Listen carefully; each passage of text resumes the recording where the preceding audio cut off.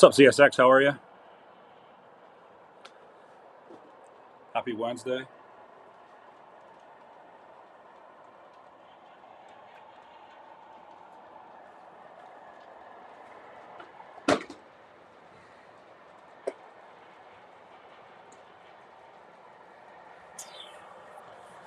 What's up, Ohio? How are you? And the fun begins for sure. For sure. Just get a couple things lined up here.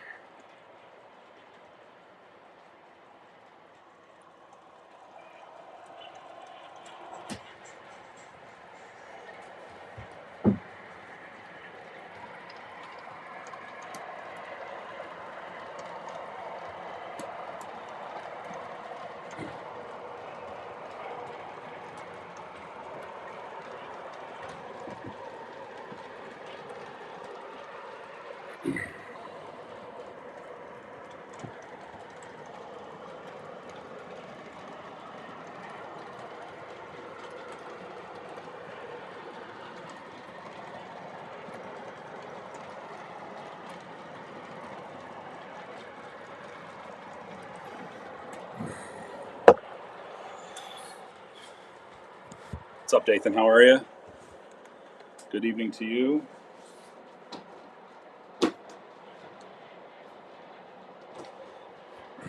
Had a little bit of a dead spot back there, so I had to do a little cleaning quick.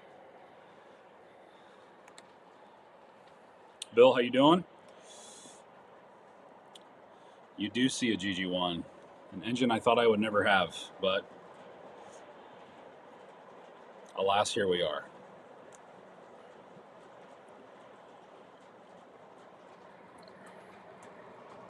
How's everybody doing tonight?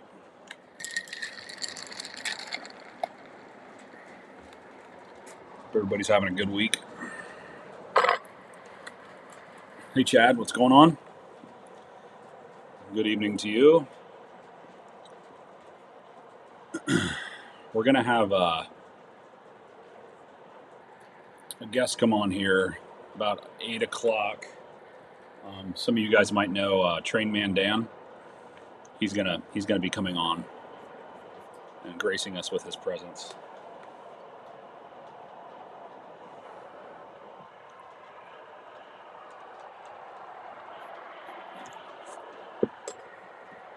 Yeah, back to semi-normal. Getting ready for work. Very nice.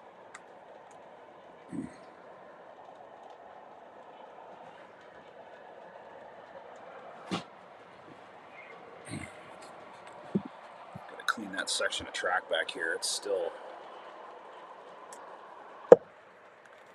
giving me some fits. Chad just got home from work, waiting on some Atlas tank cars to arrive tonight. They're coming today? If so, that's exciting.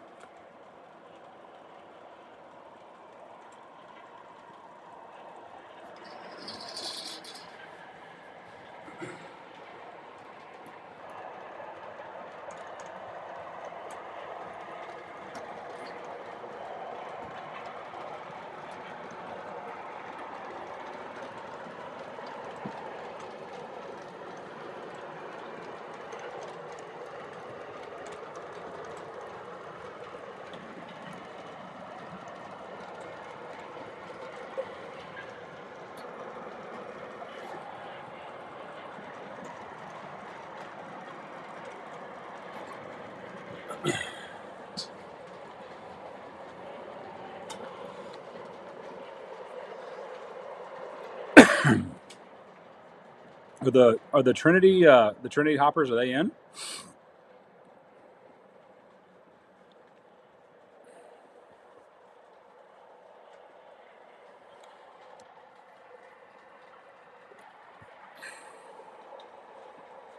Yeah, Dan, it's gonna be fun. We'll get you on here in a little bit.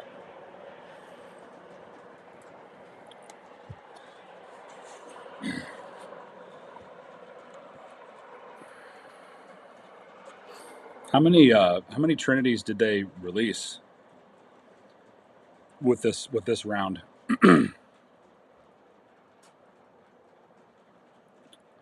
Big Rich, what's up, man? Good afternoon for you. Or evening. We'll say evening. What's up, Sly Cat? How are you? Happy Wednesday.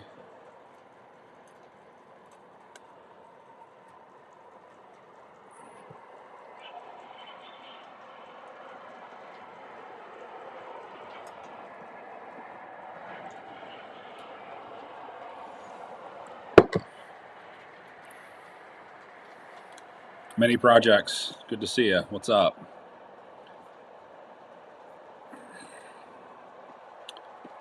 5 versions of Trinity tankers. Oh, the tankers. Sorry, I guess I don't know why I was thinking hoppers.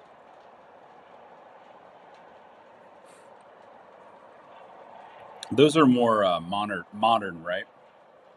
From my understanding.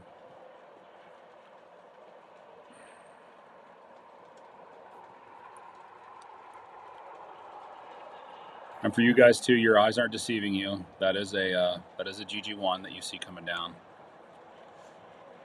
I pulled the trigger on one.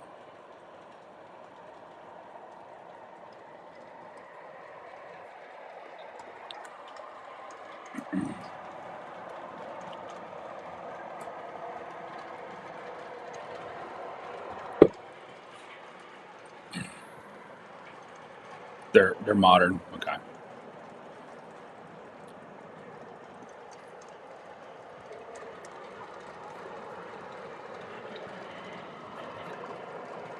That's cool. That's exciting though. I'm sure there'll be a lot of those at York.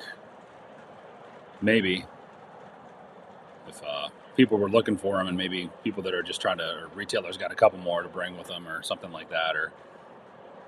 But will what's like the baseline price of those? Will they jack those up? Like, I'm not too familiar with the tank stuff. I know everything that Atlas puts out usually gets a good following. I don't like the GG1. I like it. It's nice. It's a nice engine. Something different.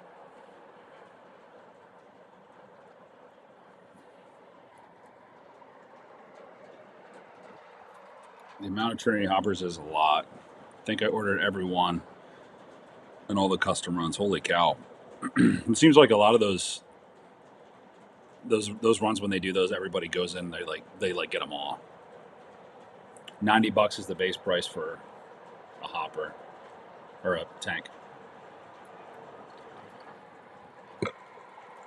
I knew someone was going to ask about catenary. Probably not.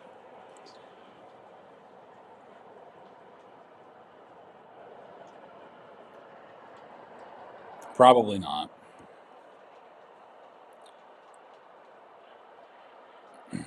I'm watching your own videos on York. It looks cool. Yeah, absolutely. It's a fun show. That piece of track is still a little wonky.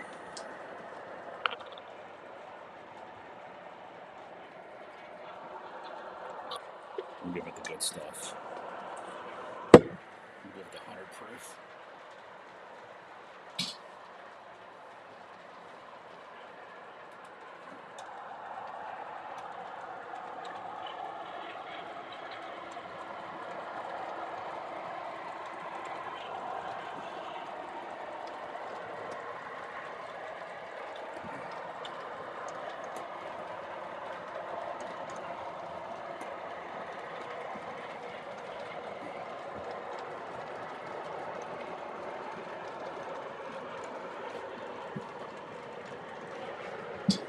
See if that works.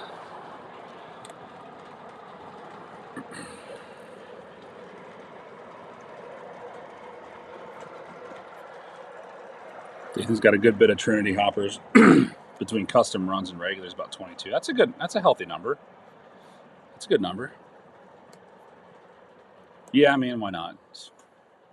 It would be cool to have it, but maybe on a true layout that I could really accompany that I would have more than just one. Have 4 or 5 or 6 or more, plus other electric stuff, then I would definitely be into that. But it's hard to do with tunnels and everything else. Hey, Sean, good evening to you. How are you?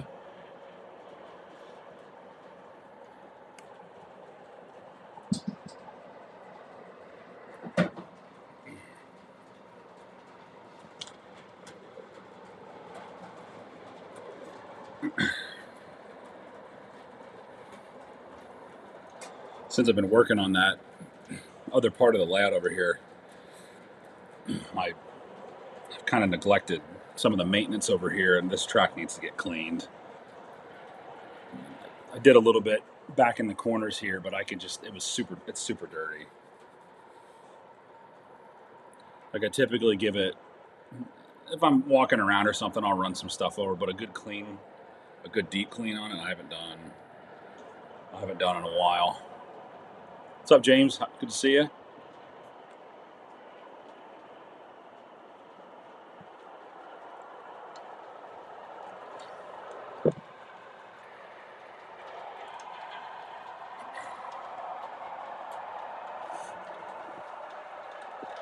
Rich, what's up? Long time no see, man. Good to see you. Hope things are well.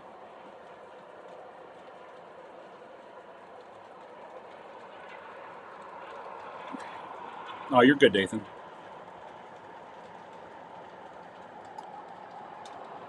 Don't be like the Pennsylvania Railroad and neglect maintenance. Yeah, right. Yeah, you're not wrong, man. You're not wrong.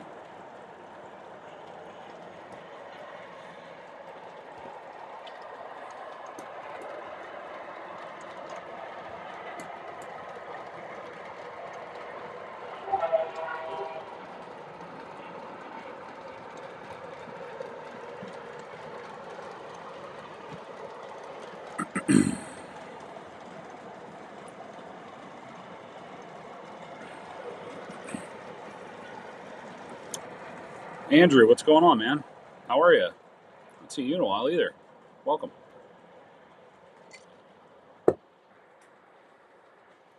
That was Penn Central, yeah. That's true. Penn Central was the culprit for that. Craig, what's up? Don't laugh. No one's gonna laugh. I'm doing a 16:9 layout. Is Real Tracks a crappy track system? I haven't heard people say anything real negative about it. If you can get the track, I don't know what the availability. Maybe it's different now, but yeah, I mean, I haven't heard anybody say anything negative about it. Which has got a new PS1 UP gas turbine, but it only runs in reverse. That's okay. Going to upgrade to PS3. Rich, I'll have to talk to you about upgrading from PS1 to PS3.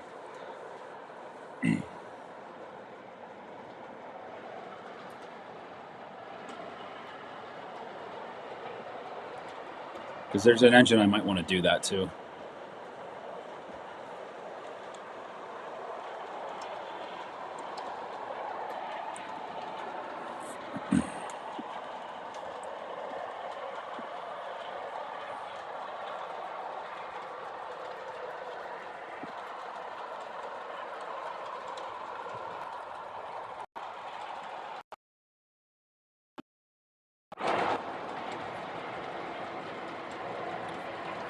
Guys, how's the volume in the background? Is it too loud? Or are we okay? Like, is everything where it needs to be?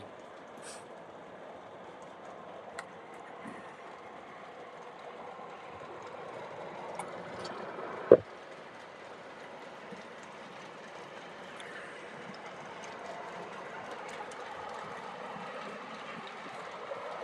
actually curious about Real Tracks. If the availability is like on that.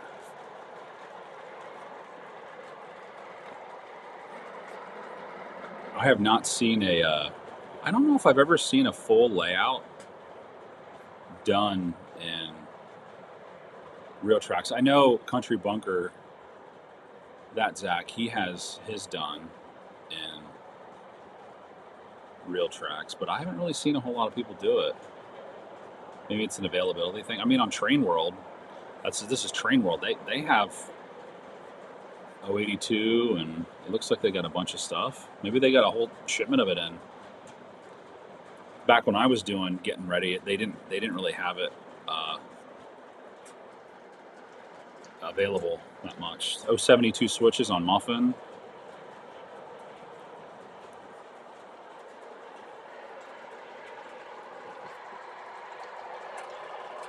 I mean, yeah, dude, if you can do it, do it up. Darren, what's up, dude? I did. I got a GG1. I've done an SD70 and a Northern so far. If you can follow instructions and have fast solder and have general electrical knowledge, it's easy. Okay, nice. So it's something that I could probably easily do. It's actually an old Weaver engine that has the PS1 in it, so it probably needs the works.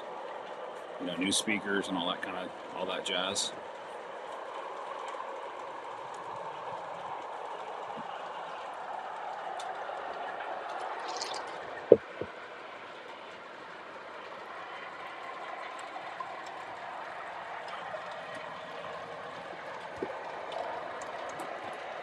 Ah, what's this, Rich?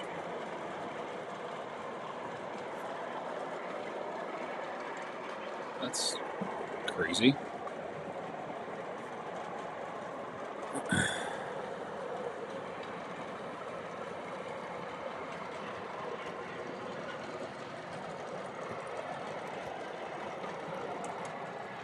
I'll have to do an layout update here, probably the next week, because I'll have the table done on the other side, so we'll finally be able to run some stuff.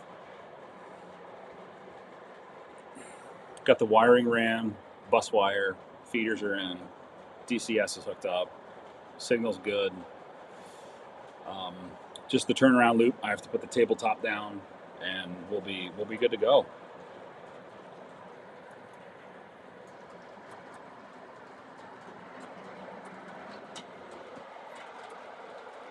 Yeah, I thought it came with everything, the bulbs, LEDs, and all that stuff, and I thought also that I saw that it came with the speaker as well.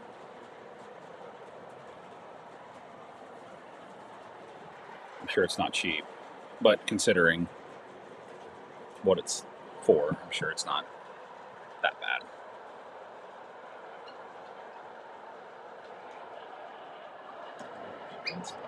Still hitting that dead spot.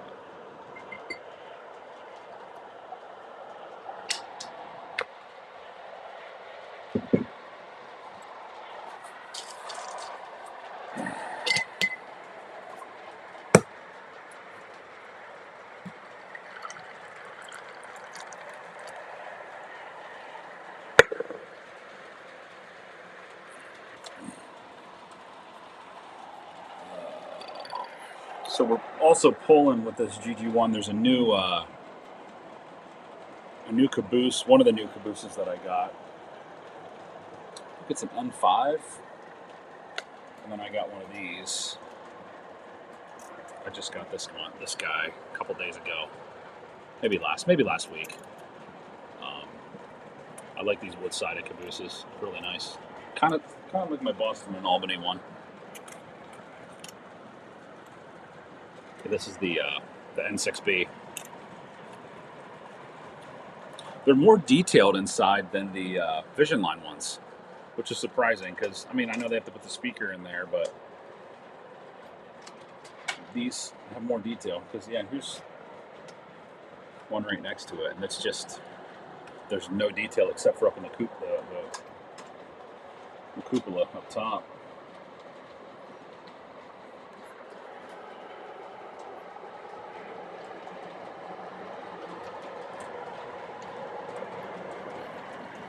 Ford Motors trick: either you put two kits in and run as constant, or Knack Shack has a way he figured out how to slave cards. Huh? MTH won't admit they can do it.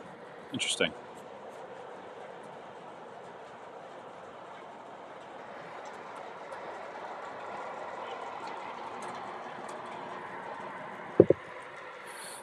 Woodside Wednesday. There you go.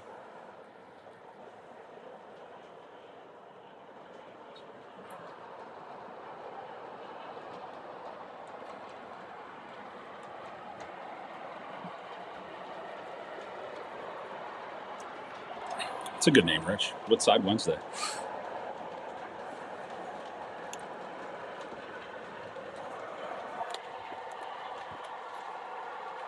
Open as a Lionel King Cole set, $25,000. Kidding, $2,500. All in, $800 off. Only 4 sets. Yeah, he has another set. I think it's the Minuteman set, the New Haven one with the chintzied out Bangor and Rustic.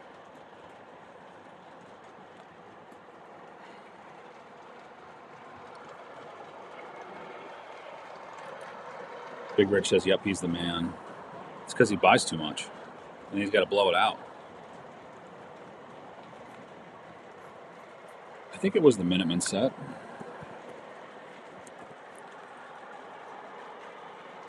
Yeah, $17.99 for the Minuteman set.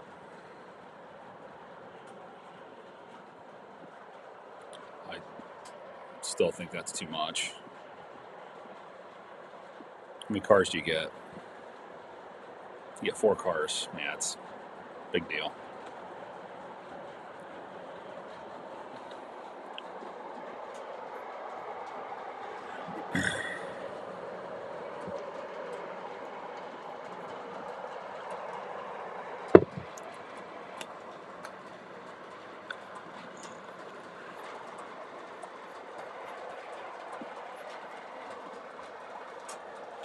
Thinking about changing my pre-order from the 080. I have the Aliquippa and Southern one on order. I might change it to the New York Central. I'm thinking about it. I just got to get Charles Rowe on board with that.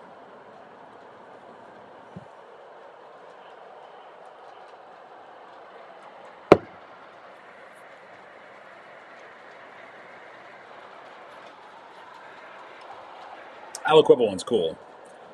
That's a really short line. I didn't realize how short that line was. It's only like a 6-mile line.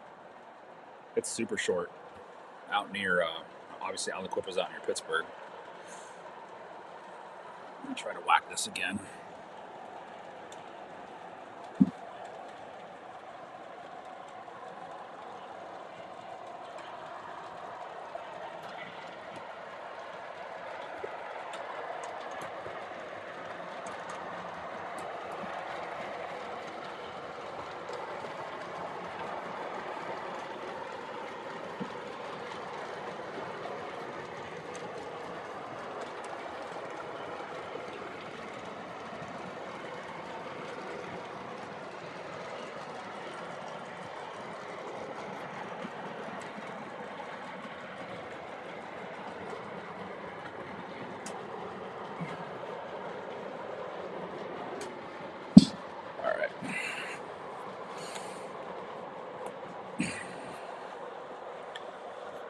Big Rich. I think those rents in the Shops for Service Center. That's where it goes. Very cool.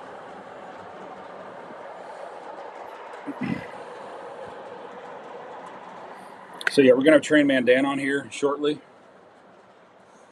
If you guys have any questions for him, or you want to talk about his layout, talk about all the engines that he has.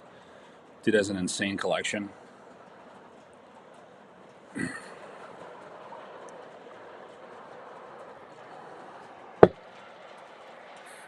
But it's super nice. Jealous, just a little bit.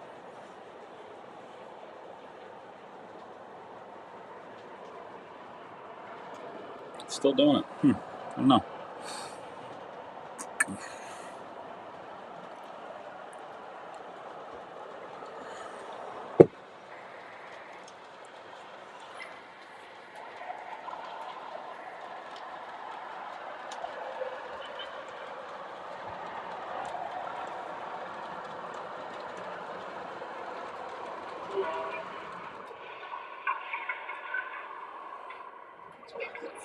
Once.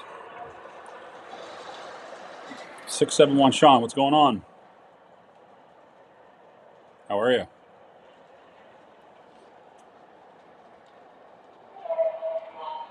Good to see you. Good to see you.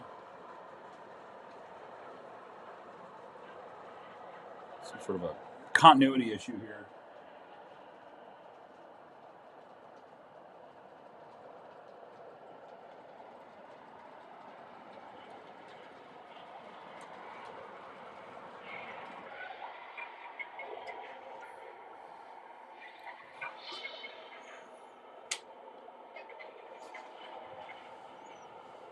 See if it does it slow.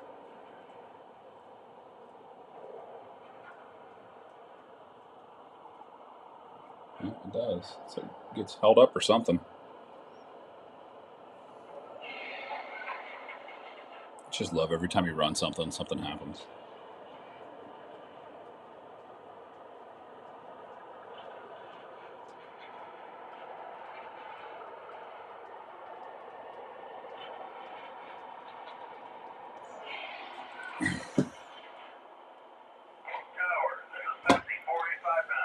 Doing good. Just ordered some more Red and Coal cars today from the New Bulk. Oh, nice. Wonderful, wonderful. Let me try to fix this track again. What's going on with this? It's right over that bump here. 1 second, guys. Stand.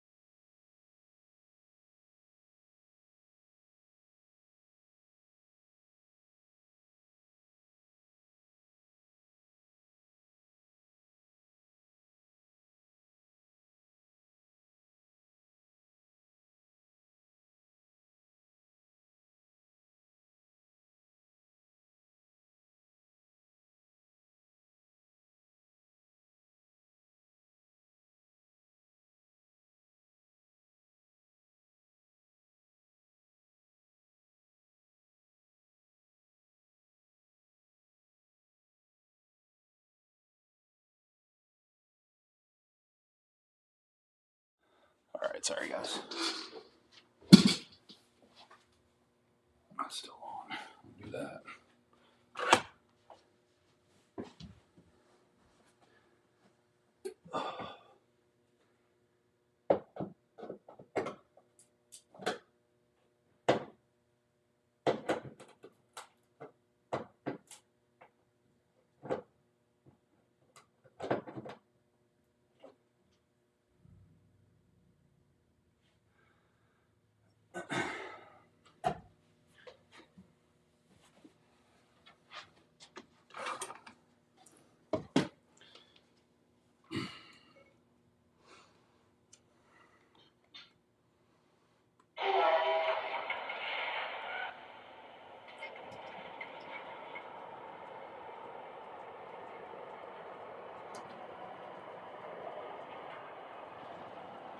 Still hesitating.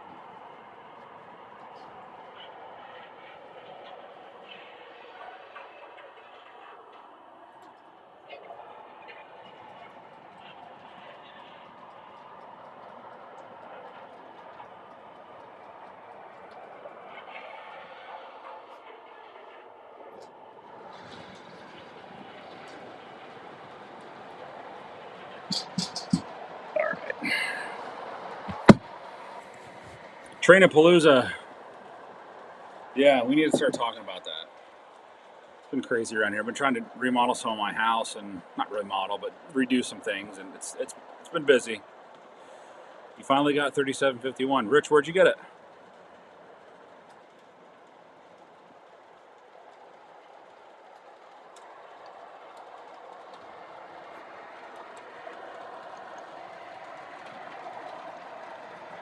What's up, Radar?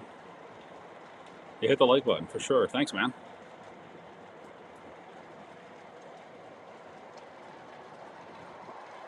Somebody educate me. Tuscan is for passenger service. Brunswick Green is for freight. Not necessarily. I've seen Tuscan. I've seen videos of Tuscan pull freight. I mean, they all interchange at some point. But yeah, most of the time, I think you are correct. But again, Brunswick pulled. I think I've seen Brunswick pull passengers. So I mean, either or, I believe. Actually, today I saw. I think it. Oh, jeez. Stand by. Yeah. No, we're good.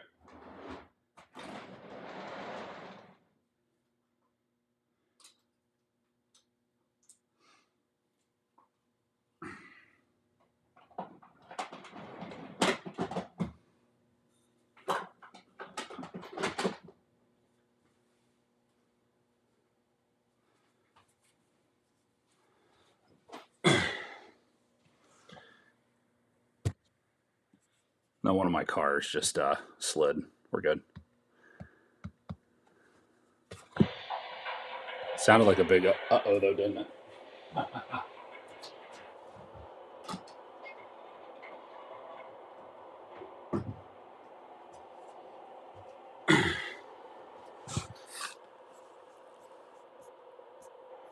We're good. You heard it here first.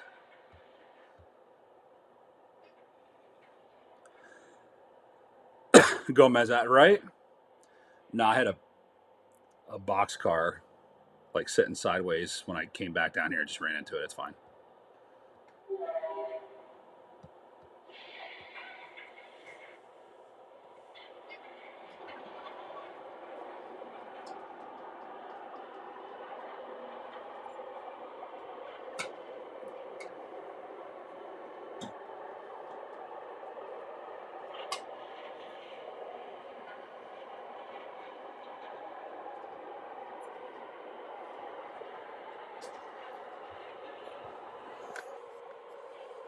Nah, nothing broke.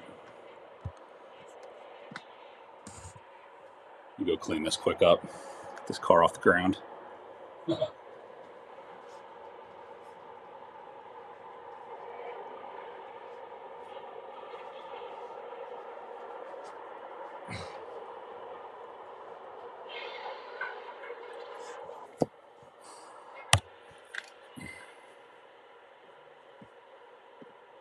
Silver GG1s were assigned to the congressional. Yeah, there's that one, and there was what was the other one that they had? The St. Louis one. But again, I think that was like a Tuscan.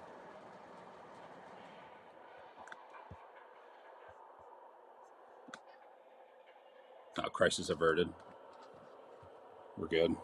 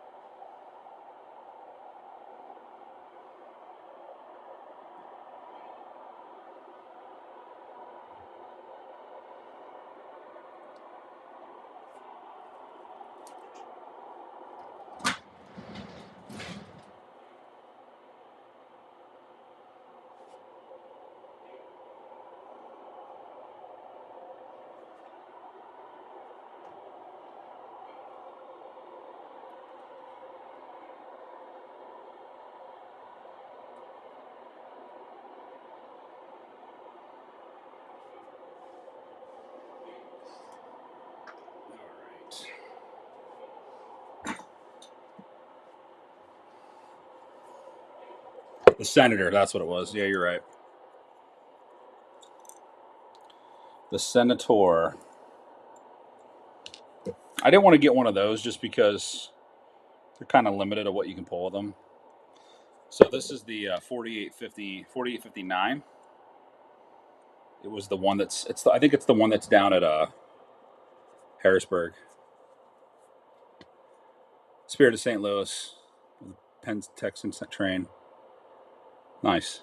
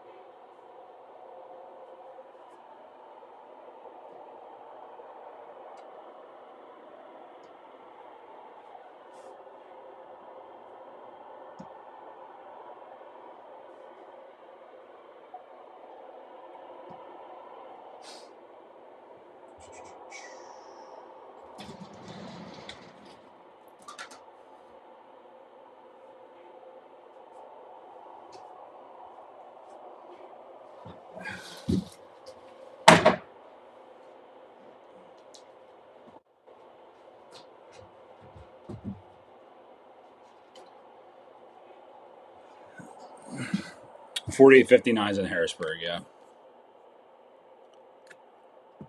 that's the one. And I think they actually did they repaint that one at one point?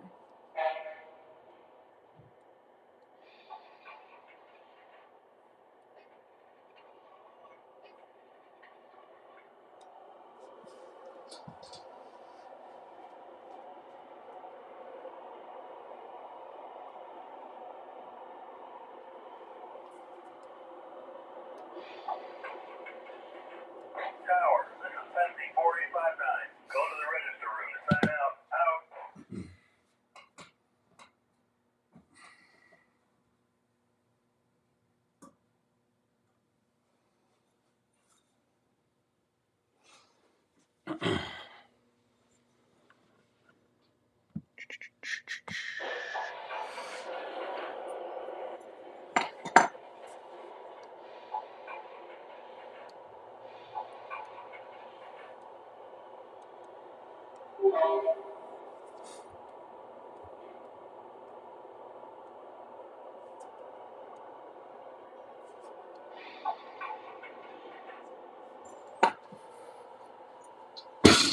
Jeez, stuff falling all over tonight.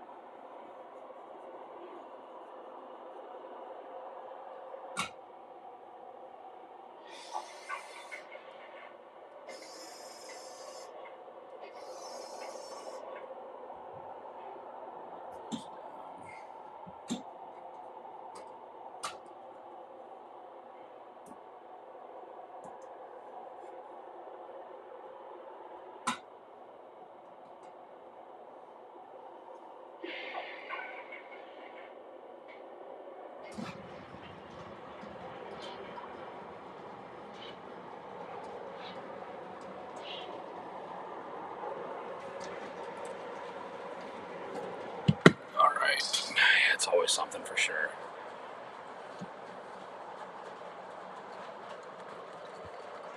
What's up, Chooch? Good to see you. Cast that GG1 5 times. Nice.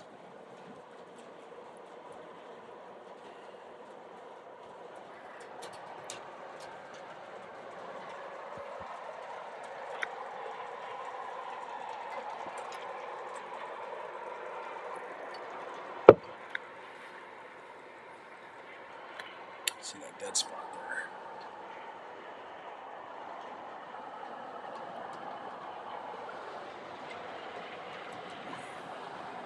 We're good. What's up, man? What's up, Brev? How you doing, bud?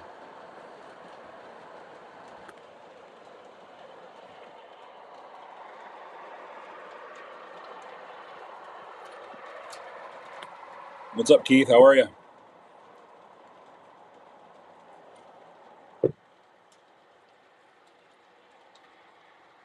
Doing well, doing well.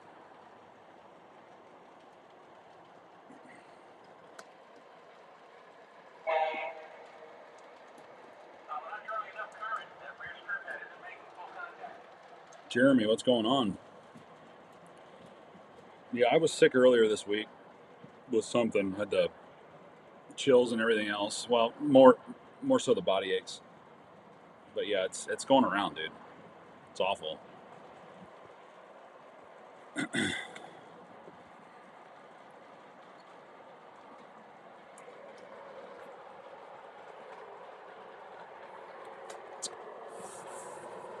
Which, knock on wood, I have been dodging the bullet for a while with the illnesses, so it's bound to catch up with you.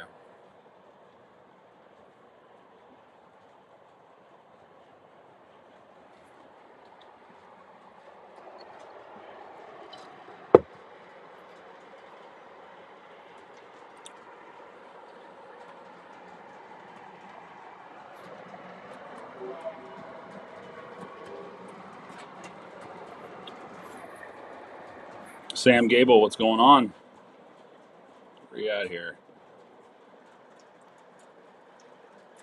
Good to see you. Welcome.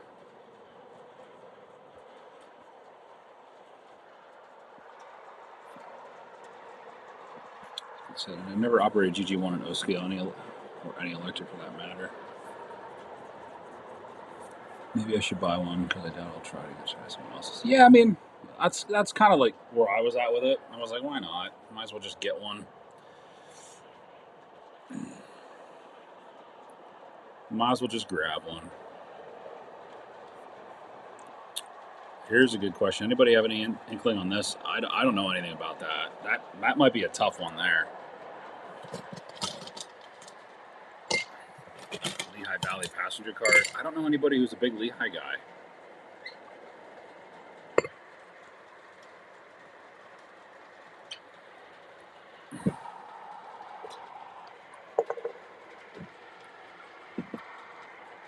If anybody knows of one.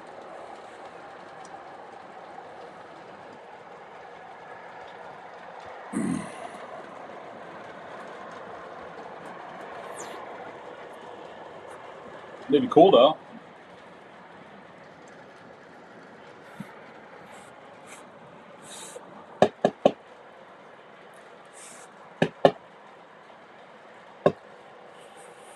Freaking blue.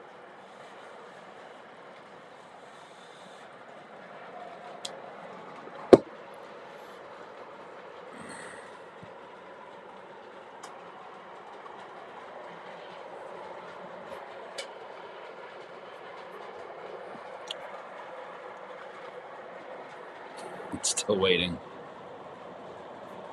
Still waiting.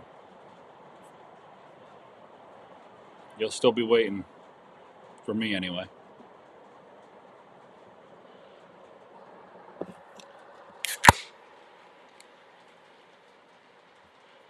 Brady says the nickel plate 777. Dude, that's robbery. That's freaking robbery.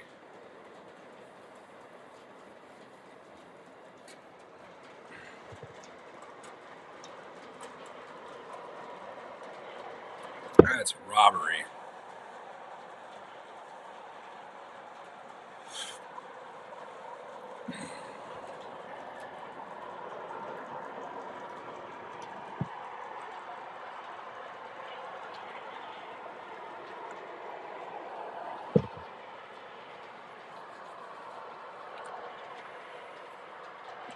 You saw one for $3,000?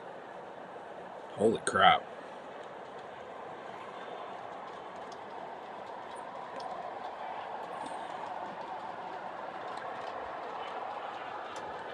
Yeah, that's a lot for a Berkshire, especially for some of them that had bad drive shafts in them.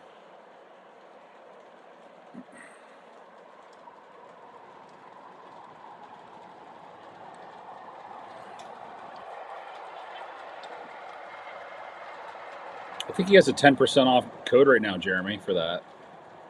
For anything in his store, so you get 10% off that. So you knock it down a little bit.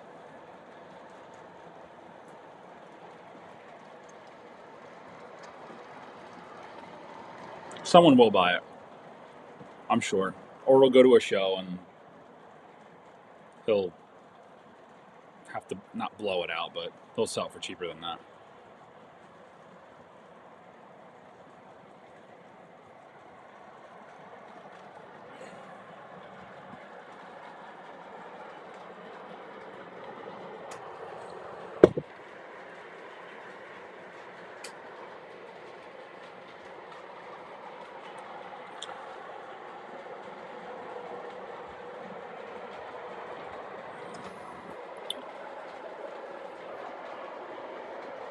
That's $17.49 and $2015 value.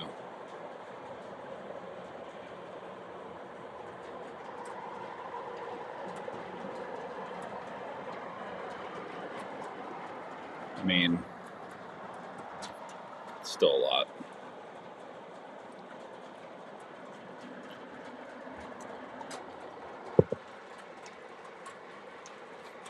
It's like one of those things you want to start buying, you know.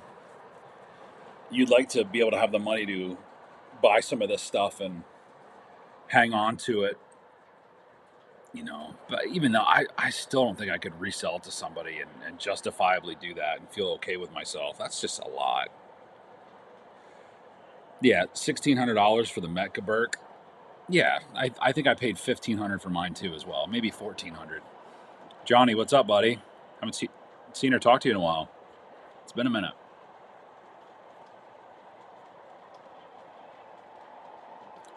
Mr. Pennsylvania himself.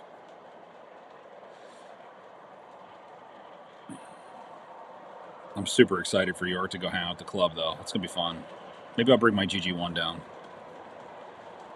There's probably nothing. There's probably not really a whole lot down there that they haven't seen or ran or even have there that I have here.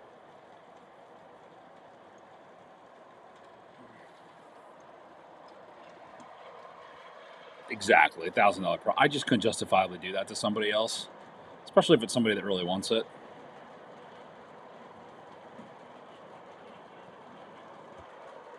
Me? No, I don't want no. I don't want no Lark. No. I'm not a. The only Southern Pacific that I like, obviously, is the GS4 from being a kid seeing it. I don't really have any desire for anything else Southern Pacific. But that's just me. But I do like the bloody nose diesels. Those are nice. But as far as steam, not really. The GSs are nice. GS1s are nice. The 4s, the 5s. But busier than a set of jumper cables at a West Virginia wedding. That's good. I'm excited to see all the new updates to the layout and the club, the new backdrops they got put up, which are super nice, which reminds me I have to get a backdrop for mine at some point too. They look really, really good. It's really exciting. So yeah, I'm excited to see it.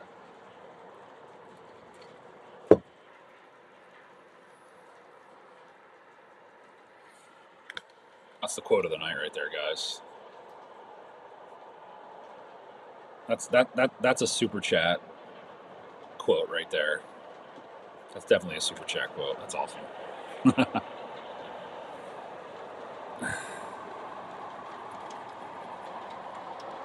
John, did you get any of the Broadway Limited stuff coming from Third Rail? I think you have some passenger cars.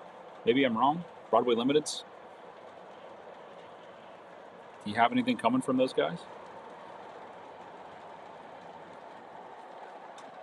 Yeah, Jeremy, for sure. Those those aren't very common. Does anybody know the price he's selling that for?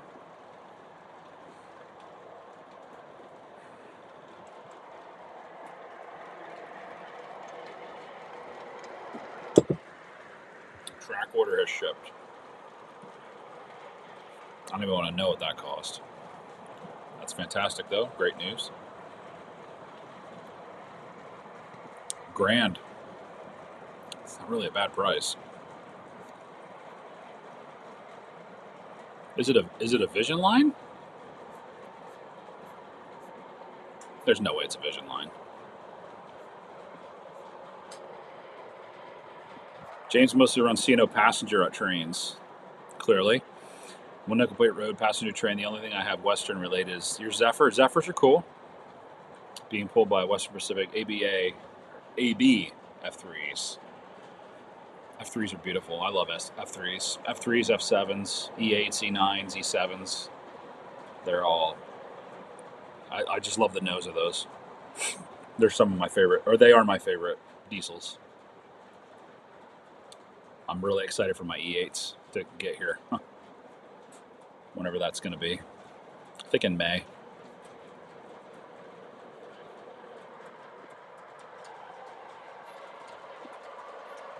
Pretty sure it's May. Would like to get a Southern Pacific Daylight matching Daylight train. Yeah, absolutely. I have a Daylight, the 4449, obviously, MTH, and I have 5 passenger cars and then 2 heavyweights that are just Southern Pacific. They're not Daylight. I have the Daylight. I think I have the 4-pack, and then I have the Vista Dome, but I wasn't able to get the other 2-pack passenger cars. And there's something going on with my Vista Dome car, which is weird. I don't know if you guys ever heard of this. Like, when it would roll on the track, like right out of the box, I'd put it on the track and it would like right down on the rollers. So basically right at the rollers, they would just spark. They would just spark and nothing would happen, or there would be like an arc or something. So I just took the pickup rollers off and just roll it as a non-lighted car, which there's nothing wrong with that. It's not like you'd see lighted cars. Every car's not going to be lighted on a passenger consist anyway, but it was a really weird thing. So I tried to put them back on, and it did the same thing. It was still like making, I can't remember, I don't know the correct terminology. Not wasn't arcing, but it just wasn't doing anything. And they're isolated, like there's stoppers in between them. I don't know, maybe if something's missing on them, but I'm gonna have to, maybe I'll try to pull them apart again and take a look at them and see what's going on. But for some reason that car just won't light. Don't know why.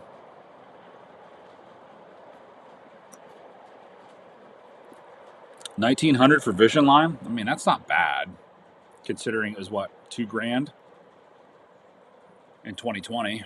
That's a pretty good price. OBL, $1,400. Big Rich can't wait to run his new steamer. Nice.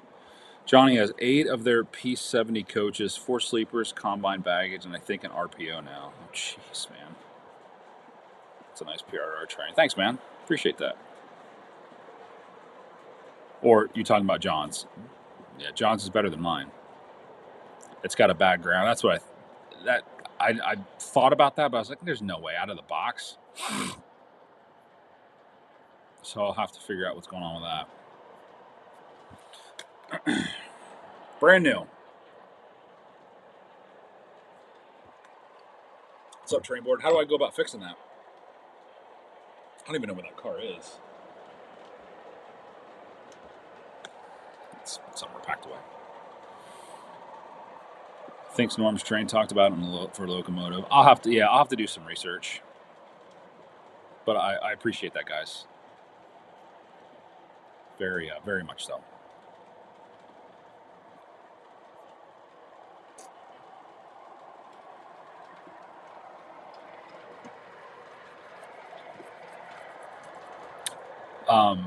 John, do you have GG1s in your collection?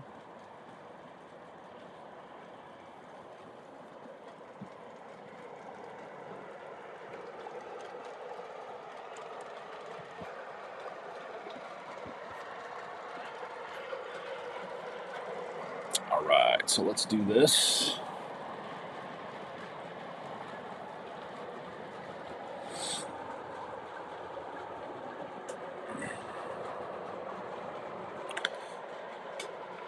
Sorry, guys, got to turn this camera off real quick.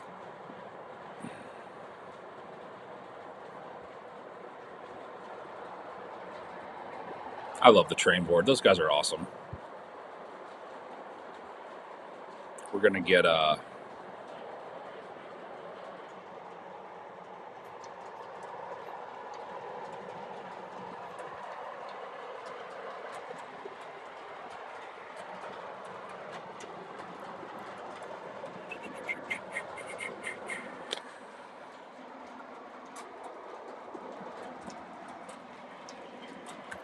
we get Train Man Dan in here.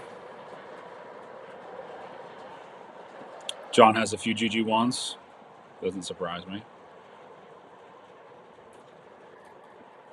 Shame to say we have 5 GG1 going way back to K-Line. No, man, those are great. Those are great engines.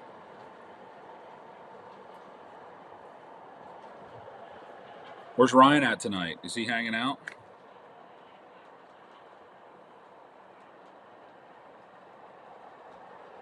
We got to get you guys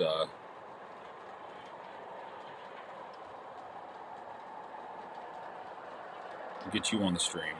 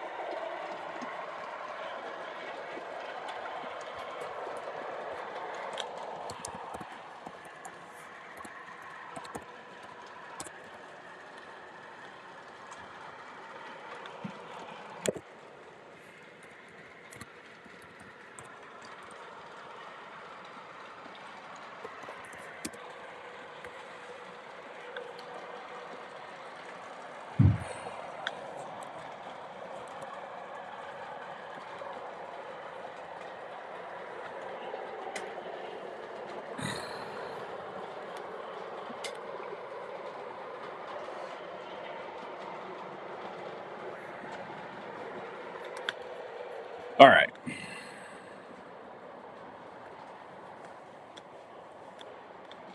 Scale, there's 3 JLC and a Williams, not scale. There's 4 favorite.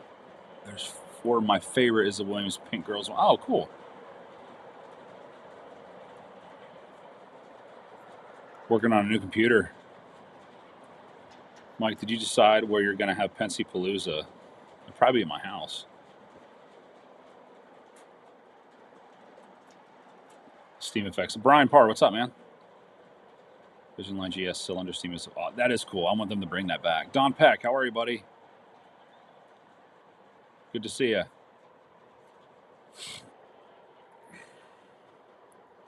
You're never late.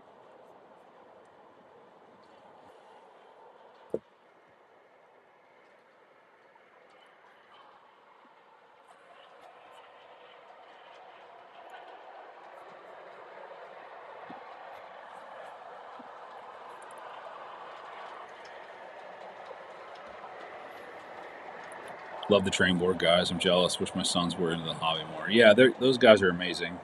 Gary and I've said this before. They remind me of Statler and Waldorf. Those the 2 hecklers from the Muppets. I love it. All right, let's bring our guest in.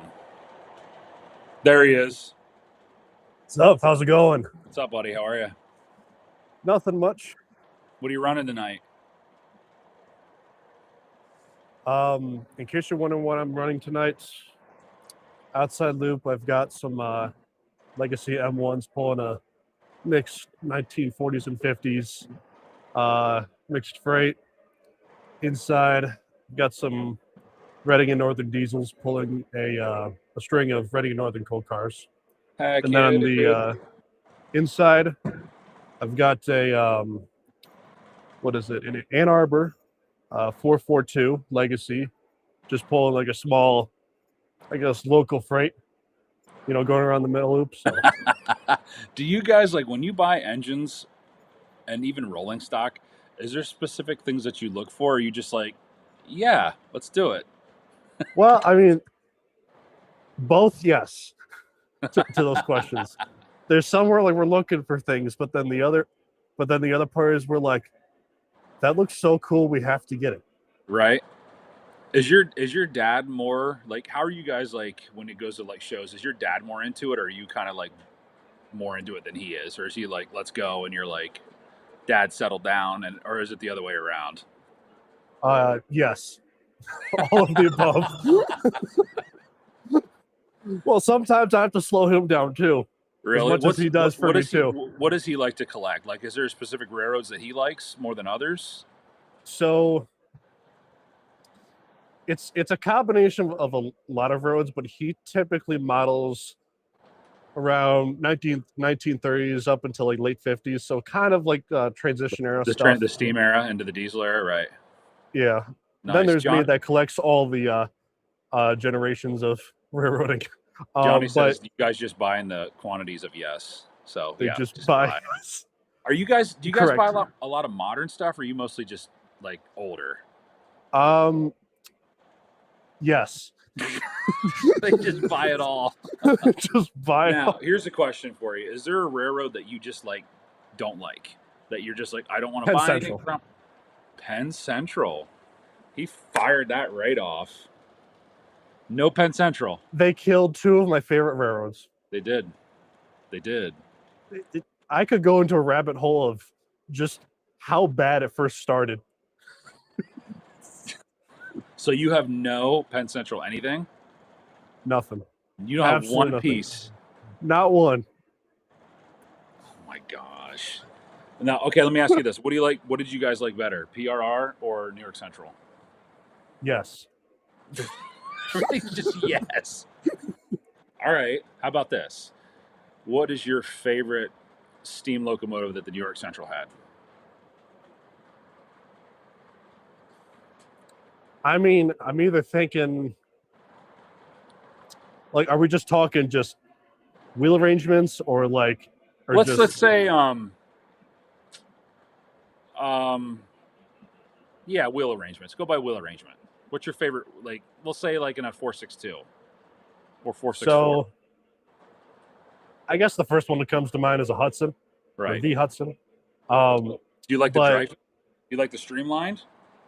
So, probably my favorite out of, I guess, all the Hudsons is probably the Mercury Hudson. Yeah.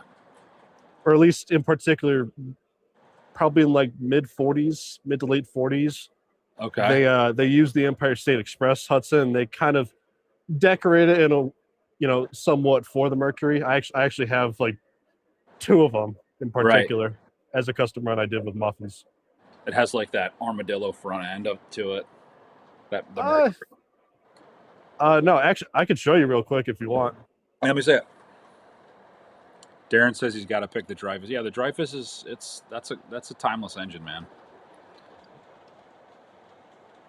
There you go. Yeah. Oh yeah.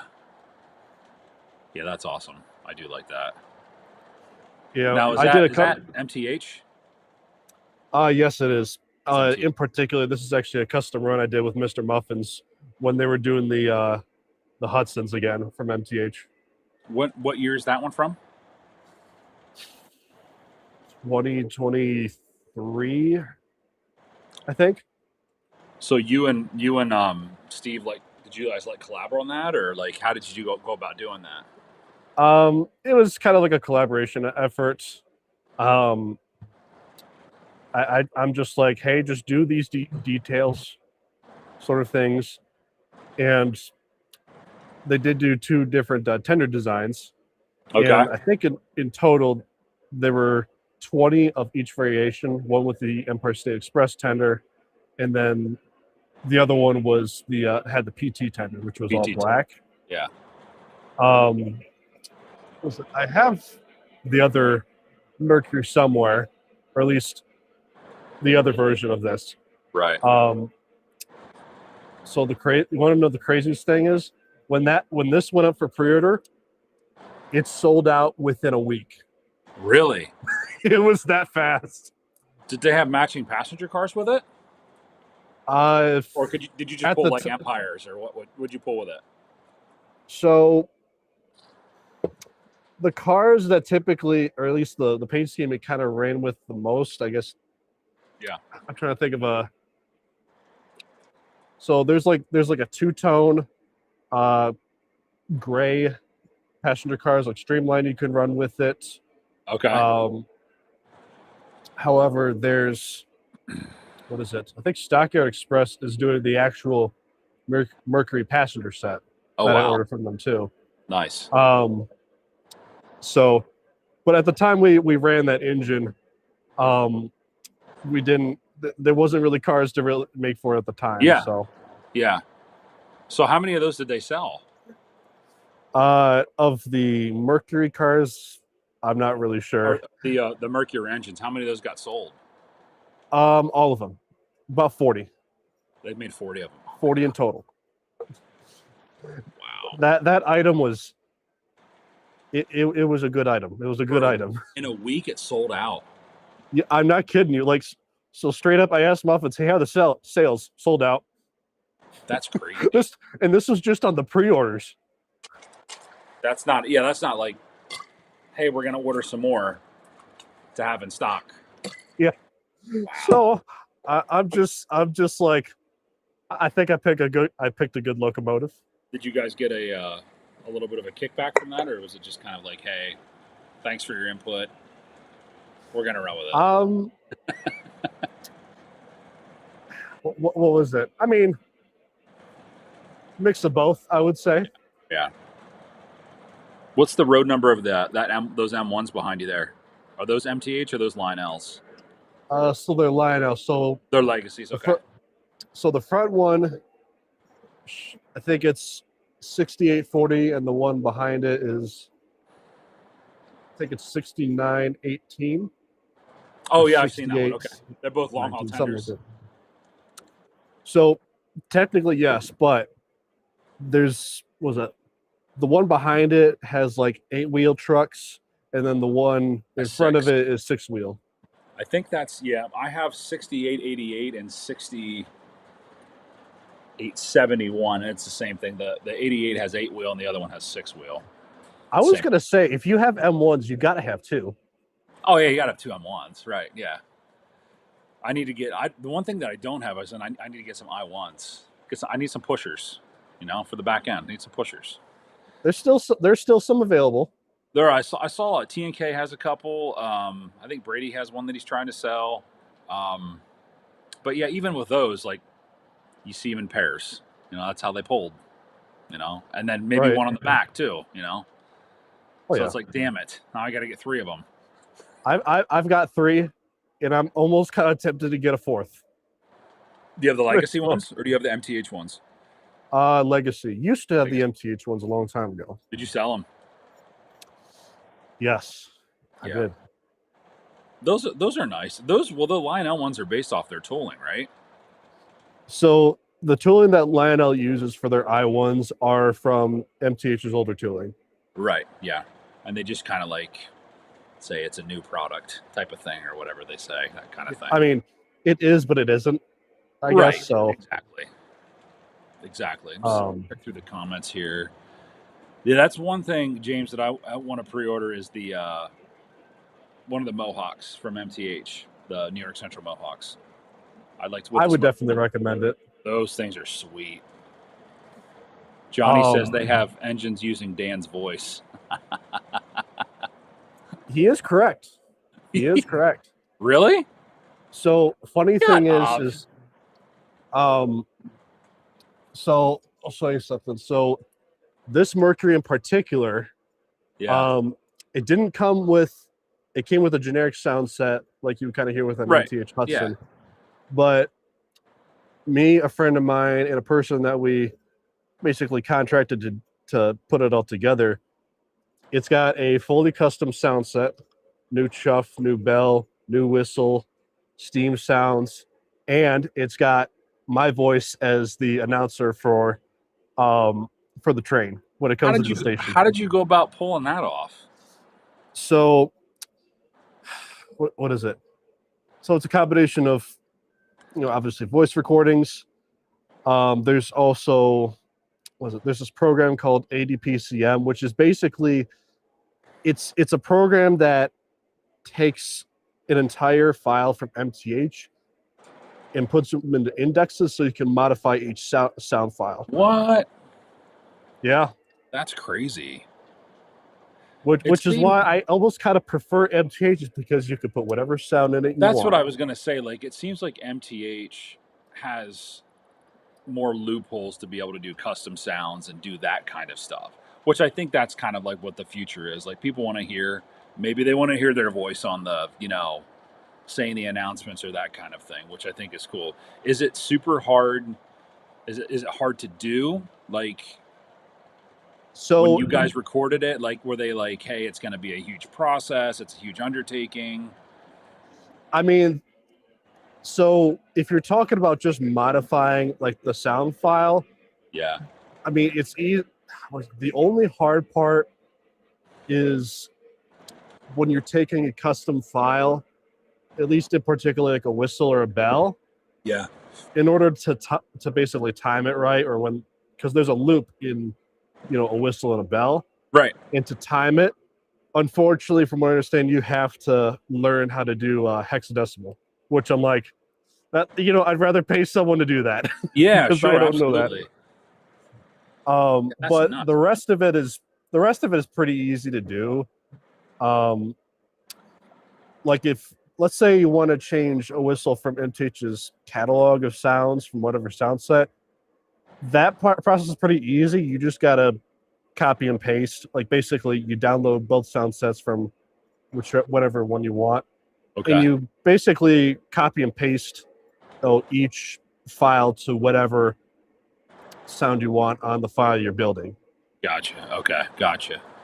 Now, is it hard? There's guys that go a little bit more depth into it, but like, yeah, are you able to make custom sounds? Like, say, like if you pre-record something, can you throw it on there? Like, yeah, say, so like throwing a whistle it. or something.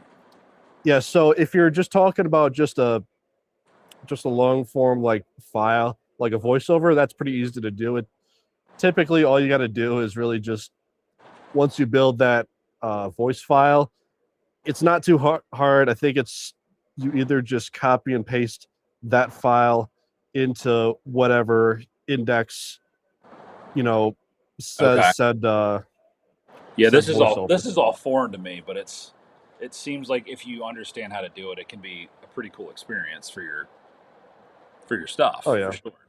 More so than maybe Lionel or something like that. Hey man, I'm gonna use the bathroom real quick. Entertain these guys. Show them around. Sure. I'm gonna mute you. Let's see.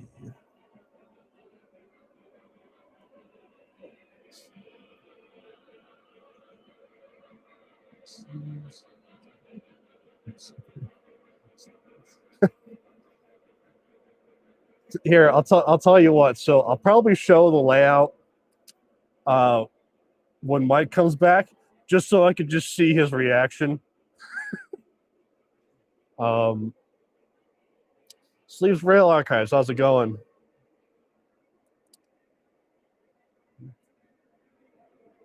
Newport Railroad, how's it going? Much appreciated.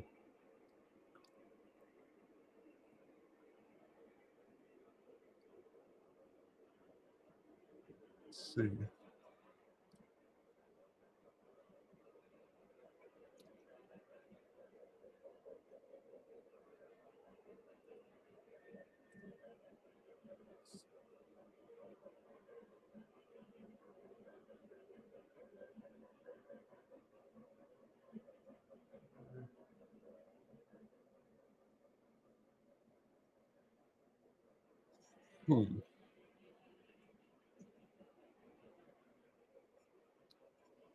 I'll show you the program at York, Mike. There you go, Mike.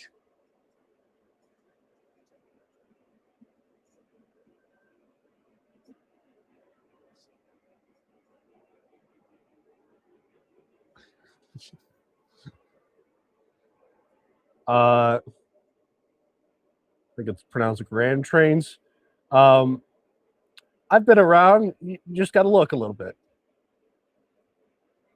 Can you see the comments, Dan? I can. Nice, sweet, perfect. In a few, I'll show you the entire collection and layout. Oh God. I told chat I'm gonna show you live your reaction when I don't wanna pan around see the it. entire. I'm gonna turn the camera off. I'm gonna turn all my cameras off. We'll get to it. We'll get to it. Newport, you guys put on a great live stream. Thanks, man. Appreciate it, Doc. Good to see you, buddy. Show you the program at York. Very cool. So, Gene. Very nice. What am I drinking tonight? Dan, are you drinking anything? I'm drinking. I got whiskey. I still have some Elijah Craig. I'm drinking some bourbon tonight. Oh, I got some Elijah Craig. So, in particular, this is actually a Michigan local, believe it or not. It's oh, nice. Copper Queen. Okay. It's a bourbon whiskey by Ironfish Distillery in Thompsonville, Michigan. Michigan. Very nice. Yeah, guys, but I do have something else I'm going to try after I finish this. Nice. Some beer. Got some beer. Sleep says, Dan, I missed the running videos you post on your channel. So it's been a minute. It's been a minute, but to answer, I just haven't had motivation to do it recently. Yeah. Well, you're at the club every now and then too, right? Running stuff and just kind of doing that. Yeah, I mean, I gotta do more of those videos where it just focuses on one engine. You just hear all the sounds and you just see it go. Yeah. That's how my channel started. So. Really? Wow. When did you start your channel? What year? If I remember, it was sometime between late 2014 or early 2015. So it's been 10 plus years. Oh yeah, quite some time. Now, before you get to your collection, just so we're prepared, how many steam engines do you roughly own? Yes.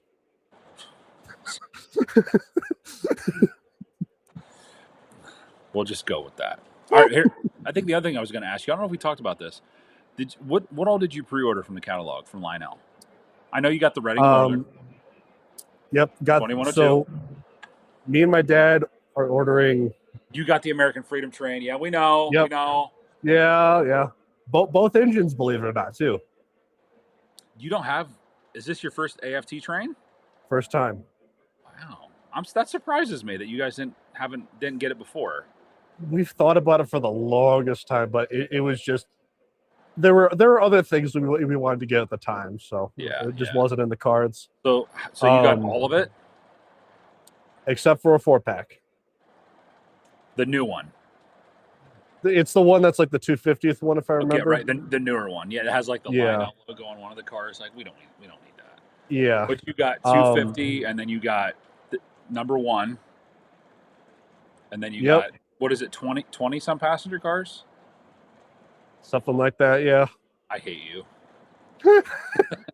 Well, so here's the thing. Another reason why we bought that set is so we can have an excuse or something else to motivate us to build a layout extension that me and my dad have been talking about for a while. That's one of the other questions that I had too. If you guys, what's the future for the layout? Is it where it's at, or are we going to be adding on? But we'll do one thing at a time here. So first thing we're going to do is, since everybody's kind of like requesting it, let's take a look at the collection. Let's see what we got and see what maybe Dan wants to talk about here. What do they got going on? Maybe what they got in the future, and we'll take it from there, and then we'll do maybe a layout update. See what they're going to be doing.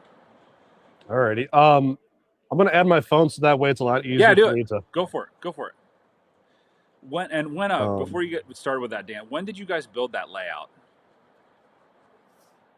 Depends on which version. So this version here that we see right now. Yeah. So I'm trying to remember vaguely. So if I remember this correctly, it was around 2007 or 2008. Wow. Close to 20 years. Wow. Yeah, so I mean, it's at least this variation was kind of modified from an older design. Maddie C, how's it going? Matty C. Burnsy's here. Bernsey, how's it going? Burnsy, we love him. What was it? Well, yeah, this most recent version of the layout, I think I remember we started it probably around 2012. Okay. Because I remember a time we had to tear it down and then rebuild it. Oh, jeez. Oh yeah. What is the footprint of the layout? I know you've mentioned it in videos before. Maybe for some people that aren't here, maybe don't know. What's your dimensions of your layout? 13 by 25. 13 by 25. That's a good layout. What's your minimum radius? I think it's 054 if I remember. 4. Okay, nice. Is that your inside? Inside, yes. Like The biggest curve, yeah. Right. The biggest curve is on the outside. I think it's 081. Nice. Alrighty, so Now, do you run engines like kind of every day, or do you kind of go down when you can, work on stuff, or? every once in a while I do. Okay. My dad's mainly the person that fixes it. He enjoys that more than I do. Not saying I can't do it, but you know, Right. that's fine. It is more fun doing it.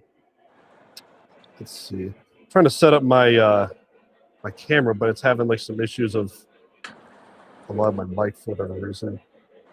Let me do this. Let me restart my phone. No, you're good, man.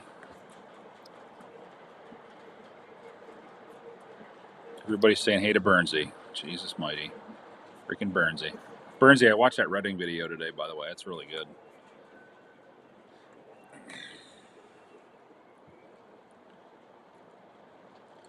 I am so looking forward to that 2102 when it comes out. Is it going to be... How glossy is it going to be, though? I'm worried it's going to be too glossy. So the gloss that's, from what I understand, that they're going for is kind of like the gloss that they did for the FEF, and particularly like the black 844 one. Now this one, I have the Greyhound one, and it's not bad, but like, I mean,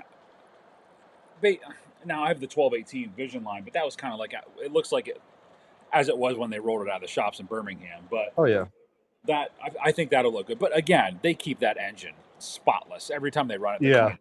So, well, that's the one thing I suggested too, is that like if you're gonna do it, just make sure you make it look like it is spotless. Right. Make it look like right before it's going to go on an excursion run. Right, which it's like I said before, every time you see it, it's like clean. Spotless, like it just came out of the shop quite clean. That's how clean it is. Funny thing is that if you look at some pictures, it's so bright, it like the glare kind of masks out the black in some angles. I believe that. And Doc even said, he's a huge Redding guy. He said it should be glossy. That's just the way it should be. Right. Which I can confirm from Lionel that they are doing a gloss coat, and I did tell him just kind of go for like the black 844 gloss, which I think should be pretty good. And they are putting the Hooter whistle on there now. Hopefully, it's the Redding Hooter. Hopefully, it's not the N&W Hooter that we're here on everything. So at least in terms of like the Redding Hooter, they'll either get a real sound recording from 2102, or what they might likely do is, so the C&O Hooter in particular, it's got the right character. Got that pitch all you have to do is just pitch it really high. Right. And you got yourself a Redding Hooter.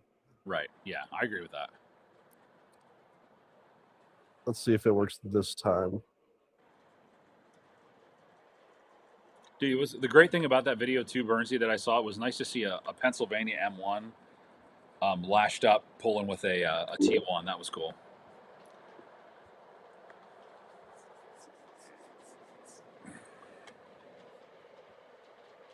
That's weird.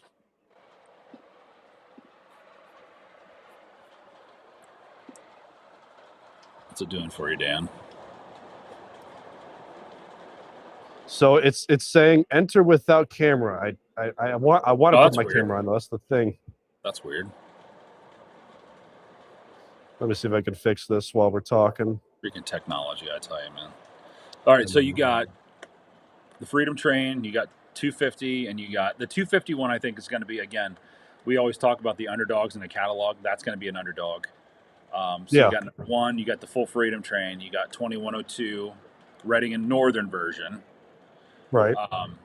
Did you get any Alleghenies? I did not. You guys passed on the Allegheny. Okay, very cool, very cool. So what else did you get? Anything else in the catalog, or did you kind of like set it right there?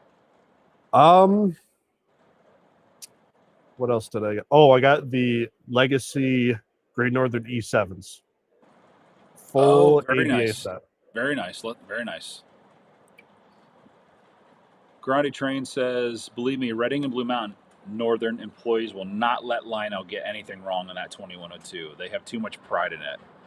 Just look at the 40th anniversary unit. That is true, the unit that they did, the diesel. And then, of course, Burns, you said, let's just talk about T1s the rest of the night. And, yeah, the Reading Hooter, that's... If you guys haven't seen the 2102 in person, you need to hear that Hooter and like, you need to stand next to it and hear that thing. Because it goes right through you, and it just echoes for days. It's just one of those things that you just have to experience. And there's nothing like a 484 Northern just getting up to speed, pulling 17 passenger cars, you know, when they're coming out of Port Clinton. It's amazing. You know it's great when it's the 6 chime is being drowned out by the exhaust coming out of the stack of the locomotive. Well, so if Mike, if you haven't seen the 2102, I would highly recommend seeing it. I've rode it twice. I've rode it twice. Yep. So riding is one thing, but I would highly recommend chasing it. I want to show you some very good spots. But I'd like to find somebody that knows the spots, and maybe Burnsy does. Like, every time I ride it, dude, every intersection or spot where there's people, there's 30 or 40 people just because they know. And it's, yeah, like when it gets into Jim Thorpe and you get off, like you can see it and stuff, but it's nothing like, I'm sure, when you chase it and you just feel that thing go by you. I mean, I can tell you some good spots. I've chased about, I think, 3 times so far. Wow. So if you want a good route, I can definitely get you something. Yeah, we'll have to do that because it's coming back. I think we're gonna take it. It's in May 23rd. It's in Memorial Day weekend. They're gonna be running it again. So we're gonna go hit it. Doc says a cab ride is where it's at. Yeah, I'd love to do a cab ride in that thing. That would be fun. Grande Train says, I live an hour from Port Clinton. Still have yet to see 425 or the 2102. I know 425, they're still working on that. That's a big undertaking project that they're doing right now. And I know a lot of people were talking about if they were going to repaint it, but I think they're going to leave it blue. I think from what I heard, they're going to leave it blue. Because it's in really good cosmetic shape, and if it's not broke, don't fix it. Brev says, Stack Talk is pure magic. It is.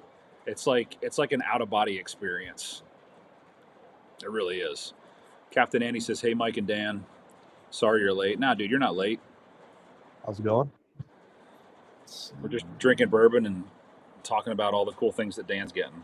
Do you have anything MTH coming, Dan? Anything MTH coming? I know it's kind of a shot. A couple. In the dark. I have some. I can't remember what I have right now. That's the problem, is you don't know what you have coming. You know you have a problem when you don't know, oh, what's this? It shows up on your doorstep, and it's like, oh, well, that's right. Let's see. What would be really cool if they got 2124 back up and operating? It's sitting out the best part is that they technically have a place to run it at Steamtown. Yeah, the problem is that me personally, I'm the 060 that runs there. It's kind of yeah, it's mid. It's kind of mid. You know, I'm just like, well, get that freaking big boy running. Can you imagine that? Get that thing. Get 4012 running over here in the East Coast. Oh my gosh, Well, at that point, you don't even need the 4014 to come over here. No, just we'll have our own. You keep that on the West Coast. We'll take 4012. There you go. Have you seen 4012 in person or 4014? I have, yes. It's insane. Oh, indeed. Bernsey says 2124 is too worn out to run. Well, money can fix that. Anything can be fixed. It just takes a lot of money. It's the same thing with 1361, the K4. Like, get that thing running. I know it takes a lot, but holy cow, guys. Well, from what I understand, I think they're close to doing a steam test, if I remember. Yeah. Well, they just did a steam test on the American Freedom Train. Yeah, so that probably the most likely means it's probably going to be put together within 3 months. That thing should have been ready to go at the beginning of this year. So they could have just run stuff all year long with that. Oh, yeah. But again, stuff happens, budgets happen. It's just it is what it is. But it's cool to see. It was cool to see some steam coming out of it. Oh, yeah. Let's see. Having trouble trying to get my phone to work. This is weird. 4014 pushed the stalled freight train past my house. That was about as cool as it gets. Yeah, I bet that was pretty cool to see. Oh, you are. That's like one of those almost once in a lifetime opportunities. Yeah, you're never gonna see that again. Oh yeah. Let's see. Bernsey says 1361 might be good for a hydro test soon. It could be, because it's been how long since they started doing restoration on that? It's been a while. And then what the T1 project is, what are they slated for 2030 or something on that? The duplex? It's something the like duplex. That. So it's a couple years from now. I would say about a year and a half. Can you imagine that thing running? Well, if I understand this correctly, right? I mean the tender's done. They had a tender.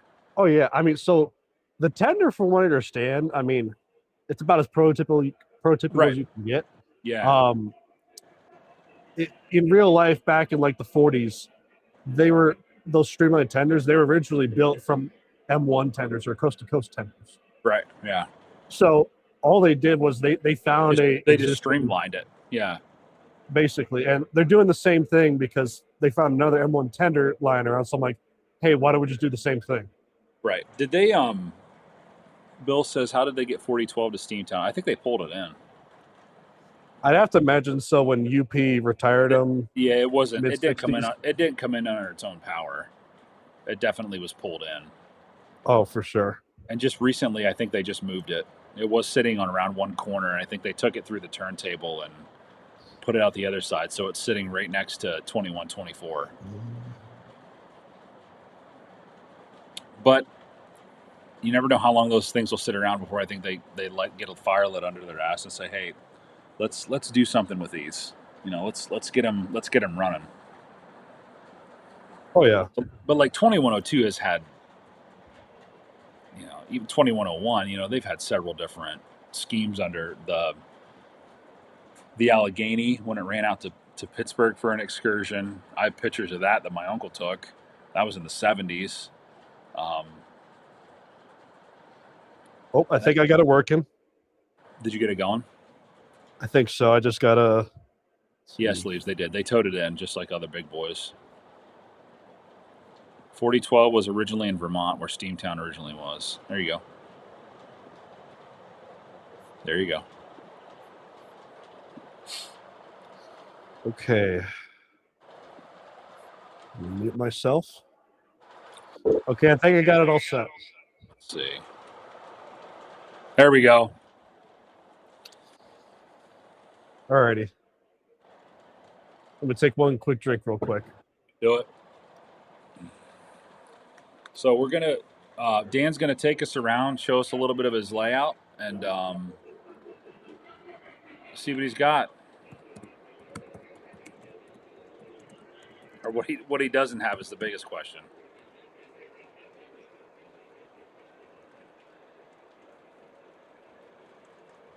I'll just kind of go through the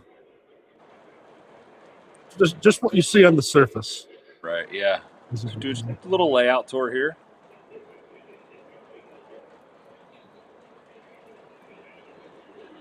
I like that lift out too, how that comes up.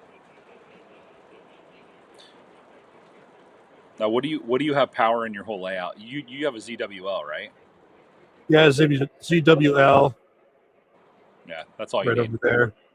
Oh yeah, and then got a couple breakers in case something stupid happens, of course.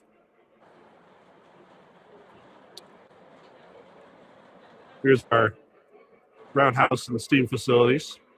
Nice.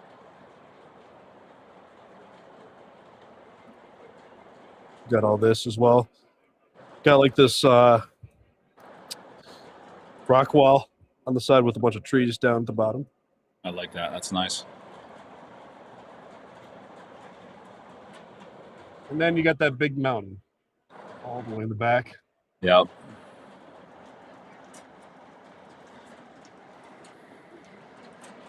Then head over to the other side. Look at that whiskey barrel. I'll have to show it to you at some point. That's cool. So here's kind of like our city area. And then you see the trains are basically running under it. That's nice. That's nice. I'll try to enlarge you here.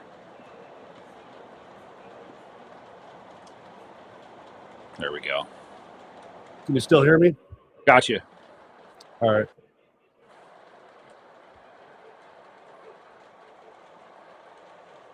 That's super nice. Here's our yard area. Right.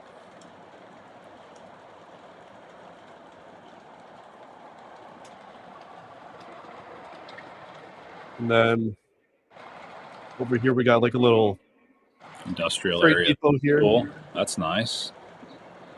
with some Heinz buildings in the Yeah. back. Like that. Where'd you get your backdrops? I can't recall. I'll have to text you or put Yeah, it let in me the know. chat later if I can Cool. find it. They're a little pricey though. I do remember that. Everything is, dude. We're an O gauge. Oh, of course. And here we've got the infamous station. where Dan starts all of his videos. there you go. That's super cool. Super cool. Where did you get that station at?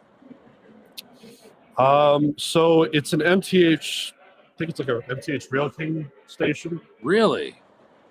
Yeah. Which I never is would kind of have thought that. interesting is, I think Lionel recently bought this tooling as well Okay. of building, which I'm like, that's different. I've always wondered where you got that, seeing your videos and things. I've seen it, but I couldn't pinpoint like where you got it from. Huh? This is technically the only part that's a little unfinished. Is that you see this? Okay. Yeah. No, that's all good, man. This little bridge.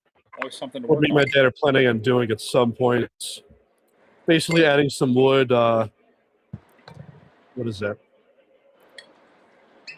I'm trying to think of the Is it like a thing balsa? for it, but it's basically just like wood or concrete stuff that goes in the middle of the tracks for the cars to cross over, of course. At some point. I gotta hit the flip button. Hold on a minute here. Hold on. Is that better, guys? Let me know if that works.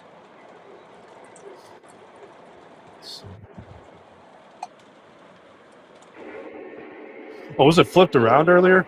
It must have been. I think I got it though. BNO Scale Trains. What's up, man? How are you? We're just doing a layout, a tour of the infamous Dan Browning layout. It's amazing.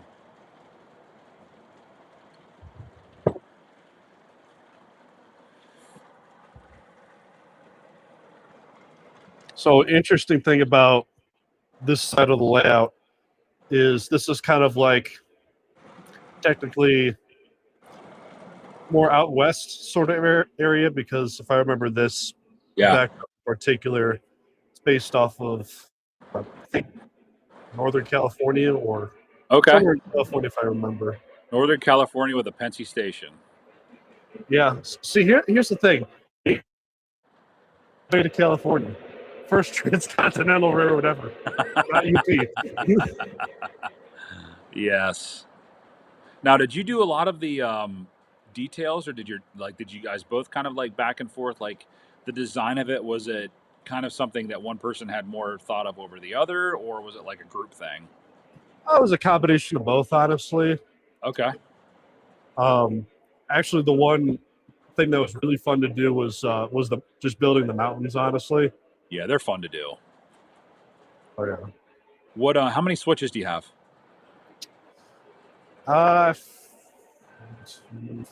Well, if I remember, it's actually tells me right here. About 18 18. switches. That's a good number. And then you have over what? How many whisker tracks do you have off of your roundhouse or your turntable? I can show you right now, real quick. Sure, man. That works. And then we'll talk a little bit about like what the future is for the layout, or if you're doing any expansions, or maybe you're keeping it the same. Well, our plan is to expand it just a little more, so Okay, nice. I got to get out there to see that layout. we'll definitely have to get you out here at some point. Yeah, for sure. See, Are you guys going to York? Yes, that is the plan. Nice. We'll be there too. Perfect. Lit. 1, 2, 3, 4, 5, 6. 10. 10 And was that's is that an Altoona? so. This is actually Corber Miles kit. Corber. Okay, nice. Yeah. Though I will say it's not the most friendly when you pick it up because it's like it kind of feels like if you kind of move it the wrong way, it'll just decide I'm gonna break it. It'll just cave in on itself. Oh yeah. No, that's cool. That's cool. And what's the inspiration to the town there? You have a lot of Woodland Scenics buildings in there, or what do you got for buildings going in there? I think all of these are just Woodland Scenics. They look great, man. They really look buildings. great. So another thing too, this section of the layout is based around the eastern part of the United States. Right. That's beautiful. I love that. Altoona, Right, stack, yeah. of course. Exactly. Got a couple other Woodland Scenics buildings here as well. Lots Nice. of tractors here. Lots of tractors. Very cool. Very cool. I love that. And always, obviously, is that Atlas track, or are you using guardraves? It's all Atlas track. Yes. All Atlas track. Okay. Nice. I like Atlas track. The only thing I don't like is their crossovers. Uh-huh. So Oh, we okay. used to have an Atlas crossover there, but Yeah. because it kept giving us problems, we decided to go with a Ross crossover, and it's worked pretty well so far. It looks good. Looks good. Man. So tell us a little bit about what's maybe an expansion happening, or what are some of the future projects that you guys might be working on? So I can give you an idea of what it's going to be like. Yeah. So basically, we'll have a switch coming off of the outside track. It'll curve off, go straight, and then it'll turn into what is it? From a single track to a double track at some point. So you'll basically have a passing siding. It'll basically loop all the way around, come this way. You guys got a lot of basement. Oh yeah, and then yeah, you can tell, right? It's great. And then it'll eventually come back to a single track, and then it'll eventually connect somewhere around here. Okay. That's the hardest part we're trying to figure out, is because we want to fit 21-inch cars. Yeah, right. We may have to modify With the the tunnel tunnel. portals. Right. and of course we'll have to move this, but the idea that we're thinking is we'll think of moving this to here. So what I guess I mean is that we'll basically make like a what's the word for it? We'll basically extend out this base a little more, so that way we'll be able to add that depot right there. Okay. So that way it'll be a lot easier and it'll look a little better with that turnout right over there that comes out this way. Oh, dude, that's beautiful. That's going to be really, really nice. And where did you guys get the bridges at there that you have? Are those guys there? What are those? So these are Atlas, Okay. the double and single, and you'll notice here, if I remember, that's from those. These are basically girders from Woodlands, not Woodland Scenics, Scenic Express. Okay. We got Nice. that, and then you probably saw earlier, but back there on the second lift bridge, Yes. is just a MTH bridge that's just painted black. Which, by the way, these do lift. Were those hard to install, the lip bridges, like the actual mechanism to make it go up and down? I know I've seen a couple. Was it Sean's Depot? He has one, maybe, or did. But it looks like obviously the whole section just lifts around and you can walk under it. Yeah. So I mean, what is it? The company that builds these. Yeah. I don't even know how to pronounce it. I think it's called Mian Benchwork. Okay. There's a couple different preset dimensions that they have, but if you wanted to, you can basically ask them to custom make a specific dimension or certain way you want it to. And that's what we did with ours. Wow. Same thing with the other one as well. No problems with them. They're pretty smooth running. Oh, they're pretty nice. Nice. Now, do you guys ever have gatherings at your house? Like, do you guys? I think I've seen before. Like, you have some, maybe the third railers come over. But like, how often do you guys have people over, or is it just kind of like a special event thing? We typically have plenty of gatherings. I mean, it's typically more so like a once a year sort of thing. Sure, like a social type of hangout. Yeah. Look at those mountains. They're so nice. I love it. Yeah, it looks really, really good. Now, that inside loop there, where all does that travel? Does it just go around that single bridge there and just kind of like do a loop inside the town? It's basically just a loop where crosses over the lift bridge. Yep. Goes behind the turntable. It's that crossover there. And then comes back and then goes through the town. Nice. And then loops back. Very then nice. you've got a siding here as well too for it. Very nice. All right, now the collection. So before we do that, oh God, I need to get more to drink. I'm not gonna be ready for this. I would highly suggest it. Everybody bottoms up. So before we do that, let me get a beer real quick. Yeah, absolutely. Do your thing, man. Let me turn that off real quick. Let's see. So in case you're wondering what I'm drinking for beer now, is I'm trying this new German beer. I like German beer, so it's you like that thick crap. Thick. Let me marry it. Well, have you had German beer before? Probably not like you have. Oh, I'll have to introduce you to some good ones. It's like drinking motor oil. I don't know. I don't know what you've been drinking. Well, have you had? What is it? It's called Weinstefana. I've never had that. Oh my God, it is so good. What's it like compared to like what kind of beer is it? Like, is it like so is it like an Hager? Is it an IPA? What is it? So it's Motor oil. The type, nah, not motor oil. But no. So in terms of the beer I'm talking about, it's called Hefeweizen. So Hefeweizen. So it's like in Germany, it's considered a white wheat ale, but I don't know. It's kind of its own thing because it tastes really good. It doesn't taste like a wheat ale in America. Trust me. What's the percentage? So on this one in particular, I think it's pronounced Benedicta or Benedicta.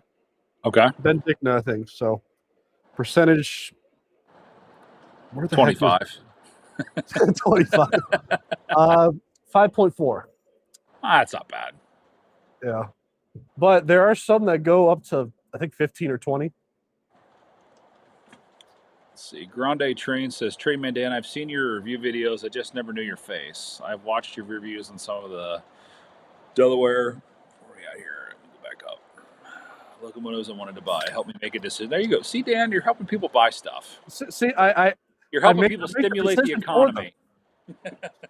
They're stimulating the Ready for economy. this beer pour? Let's pour it. Now, where did you buy this at? Where did you get this at? So the glass itself, if I remember, I think I got it when I was at the. It was at the Big E train show in Massachusetts, and if I remember, I got this glass when we were stopping at a liquor store one day, Okay. and for Wine Stefana, they have these kits, or they have these kits where you can basically, it comes in like 4 or 5 different versions of their beer and the glass as well. So I'm just like, oh, I need this because I like tall beer glasses, you know.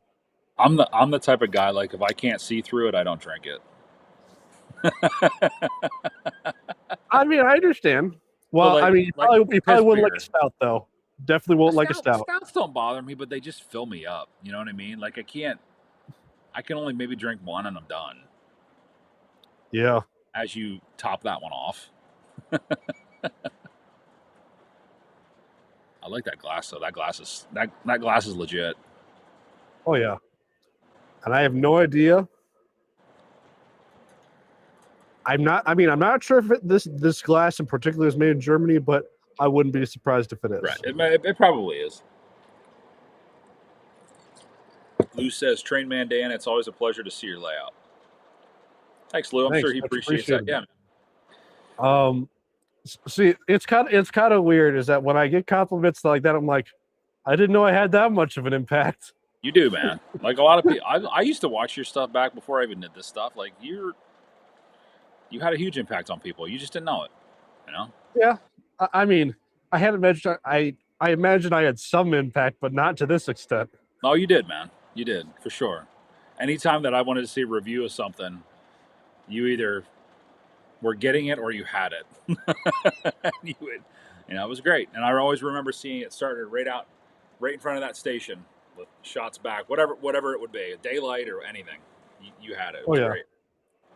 So what the interesting thing is that my layout tour to this day is my most popular video. I think it's on like 50K views, which oh wow. I'm That's like, crazy. I didn't know I'd do that good. I didn't know I did that good.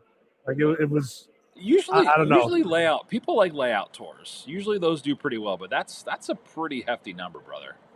Yeah, I'm just like, whoa. Also, in case you're wondering, this is good. Is it good? First time having it. First time having it. So What kind of flavor does it have? Like what are you tasting? So, a little bit of banana. Okay. I I can get behind that. Wheat flavor, of course. Right. What is it? There's some other flavors that are in this. Doesn't say in the can. Well, maybe it's on the Datafied's on here. Don't be surprised. You got a great positive impact on the hobby. See, this stream is about. That means a lot, Datafied. Much We should appreciated. just call this Tattooed Dan. That's what it is now. Tattoo Dan. I don't have any tattoos though. You don't need to. Well, I guess you could say, I'm tattooed with a bunch of trains that I own. So But yeah, you are. You are. And I do have railroad tracks up the arm somewhere, so it's there. But Mike, it's good to see you, do you have buddy. like a little wooden train that goes on the arm as well? That just slides down? When I would like go down to my local hobby shop, because I was a no gauge guy, and I have railroad tracks going up, and he's like, why don't you have 3 rails on there? I'm like, get out of here! Like, I'm gonna put 3 rails on my arm. Listen, we already got 3 rails on our layout. We could have 2 on our arm. Yeah, exactly. I'm gonna be a little more prototypical with my arm and not put 3 rails. What do you just want to get like Menards track and put it on my arm? Like, come on. Oh yeah. But yeah, Datify, thanks for coming on, brother. We appreciate you. Cheers to that. Cheers. All right, Dan. What are we doing? Mike has enough tattoos to count for the rest of us. Yeah, I got plenty. I'm covered. All right, Dan. Where are we starting? We could start right behind us. So we're gonna pull up his video here. We're gonna make this larger so you guys can see it. So what we're doing right now is Dan's gonna show us a little bit of his collection. See what he's got going on here. The question is, do you want to see a little bit or all of it? So I think people want to see a lot of it. So guys, just hang on. So yes, okay. Just be careful here. All right. 3 rails, 4 tattoos. I like that. That's nice. Oh god. So in case you're wondering, this rips off, of course. Yep. Velcro, very nice. Santa Fe. Obviously, they like the Santa Fe. I mean, most people that know me, they're like, "Oh, I'm not surprised at all." Sort Right. of thing. Are there some engines? All right, let me ask you a question. What's an engine that you haven't ran in an extremely long time? That is a good question. You just That is a don't very run good very question. often. And what about an engine that you run a lot? Engine I run a lot. Those M1s that are on Okay. the outside loop. What else can we show? Well, yeah, that's just the stuff that's just behind me. Sleeve says he's still got the Santa Fe Hudson. Of course he does. Why wouldn't he? I'm actually really hoping that MTH does the Hudsons again, or the Santa Fe ones in particular. Grande Train says silver bonnet steamer. Do you have a silver bonnet? Oh yeah, of course yeah, I do. Of course he does. Radar says it looks like a hobby shop. Good This God. is basically all my Penske God, the freaking centipedes. diesels. Now take notes, by the way, if for some reason you're running out of space for your trains, at least for diesels, you can always make something like this where you can just pull out the locomotives instead of on the side. Right, that's a good idea. Let me tell you this. What's the first thing you see when you look at the locomotive? It's true. The front. The front. And usually you can tell. You know what you're getting. Yeah, so I mean, it saves so much room in space. Mike says, I wish his hobby shop looked like this.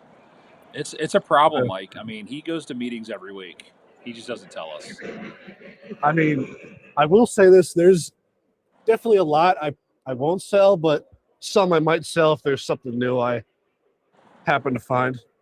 What's up, 7-11? Good to see you. He's got some sharks in there. He's got a couple sharks. Oh, good God. Cover it up. I don't want to see it. Cover it up. Oh, my gosh. Is that Wabash? You got some Western Marylands, Burlington Northern, BNSFs, more Santa Fe stuff. CN. Good God. Trust me, I've showed this on stream before, so. Datafied says he wants to go to the meetings. Then, yeah, we need to. We need to go to some meetings. Look at all. Do you run these ones often, or are these kind of like, I guess I'll run this one? Every once in a while, I'll run each one. Yeah. Now, what's the majority here, MTH or Lionel? I would say yes. Jesus. Well, so it's a half and half, honestly. 7-11 says move over Eric. Move over, Right. Eric. Dude. Well, Dude, so I will. Eric's So Eric's on a different level, no, brother. Eric. No, I am just going to tell you this right now. I do not have Eric's volume of stuff. I can tell you that for sure. Grande Also, says, there's some other. what do you have in Canadian National? Yes, I'm just going to tell you. Yes, he has it. There it is. There it all is. ACE, Max, ACEs, three ES44s, two ET44s, which ET44s. honestly, look, in my opinion, I think the best diesels that Atlanta come out so far are the ET44s, hands down. The new ones? The new ones. Okay, all right, yeah. Canadian Yeah, National. dude. Maddie C says it just keeps going. Yeah, dude, it's like the Energizer Bunny. It's never ending. I see a little Chicago, Burlington, and Quincy in there. Well, wait, there's more. Yeah, I know there's more. That's what I'm afraid of. We haven't hit the here, freaking here. So, like every time I show you something or say, "Wait, there's more," you gotta have a sip. Dude, I'm gonna be hammered. All the Soo Show you all the cabooses. I like the cabooses. Very nice, very nice. Oh my gosh, yeah, you got a good collection of cabooses. And it just keeps going. Oh my god. You got 40 cabooses up there, 50. I see some Zephyrs up there. Is that some Erie stuff I see down there? Erie. I love the Erie. I actually don't have any Erie at all. You don't have any Erie? Nah, I'm not an Erie fan, honestly. You don't have a triplex? That surprises me. Well, so I used to. Okay, we had one, so you know what they're like. Got some Shays in there, I see. Indeed. Consolidations. DTNIs? Is that DTNI? So this is actually Chicago, South Shore, and South Bend. Okay. Well, Detroit, Chicago, we're still the same thing. Yeah. Is that Reading? Is that Reading back there? I see, or is that Chicago Northwestern? Oh, these 3 units. Yeah. So that's actually these are MTH Rail King, South Shore, and Atlantic. 2 RS1s and 1 AS660. See an aux tender back there, some UP with the American flag on it. Don't forget the train trundle, John says. Jesus. Oh boy, you're gonna love that. You are going to love that. No. Oh my God. Everybody just log off. Pure Marquette, Nickel Plate Road. Also, I have the ever elusive BR44 in the back. Oh, look, a Western Maryland in the front. And another Western Maryland. God. Pure Marquette, of course. Mike says such a cool collection, but I like how you've displayed stuff. It is good. The display is nice. It's not like it's just shoved somewhere. See a daylight in there. Boston and Maine. Is that Boston and Maine there? Maine Central, actually. Maine Central. Both MTH. See some Reading and Blue Mountain up there. Because of course. Is that a Northern over there on the Z? Is that a Z4 Northern Challenger? Oh, that's a SPNS Z6 there. Z6 Challenger. I see a Shea in the background, another Western Maryland. Yeah. You don't run half this stuff. I do every once in a while. You liar. It's been sitting in there for months. Jesus mighty. Dude, Dan does win. BNO Scale Training says Dan wins. He does win. What else?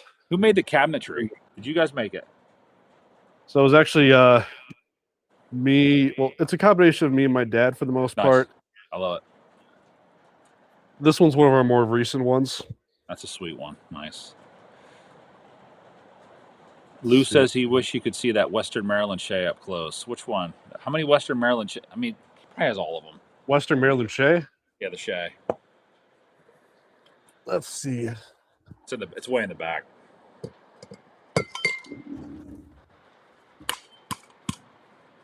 There you go. There it is. It's a road number 6? Number 6. Number 6. Do you like Shays? Of course. Of course he does. Yes. I'll just say yes. Jesus, man. All right. Challenge. I like that Z6 Challenger. That's nice. So fun thing too is, at least I'm hoping, is that this month I'm planning on getting a new phone.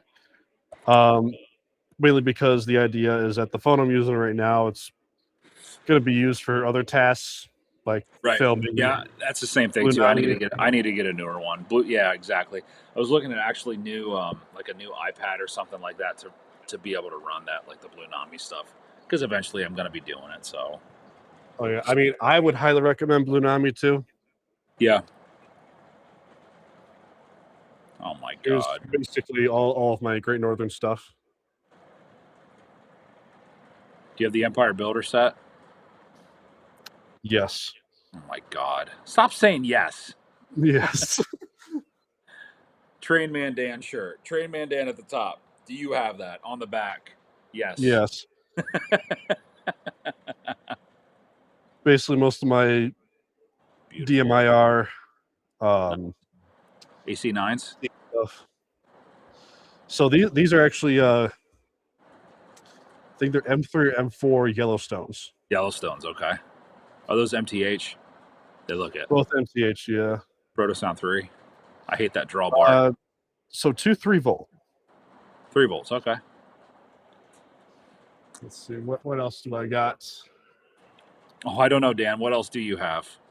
What else do I got? Oh, but wait, there's more. Buy one, get 10 free. Where's the New York Central cabinet? Right here. God. So, of course, we've got the Dreyfus.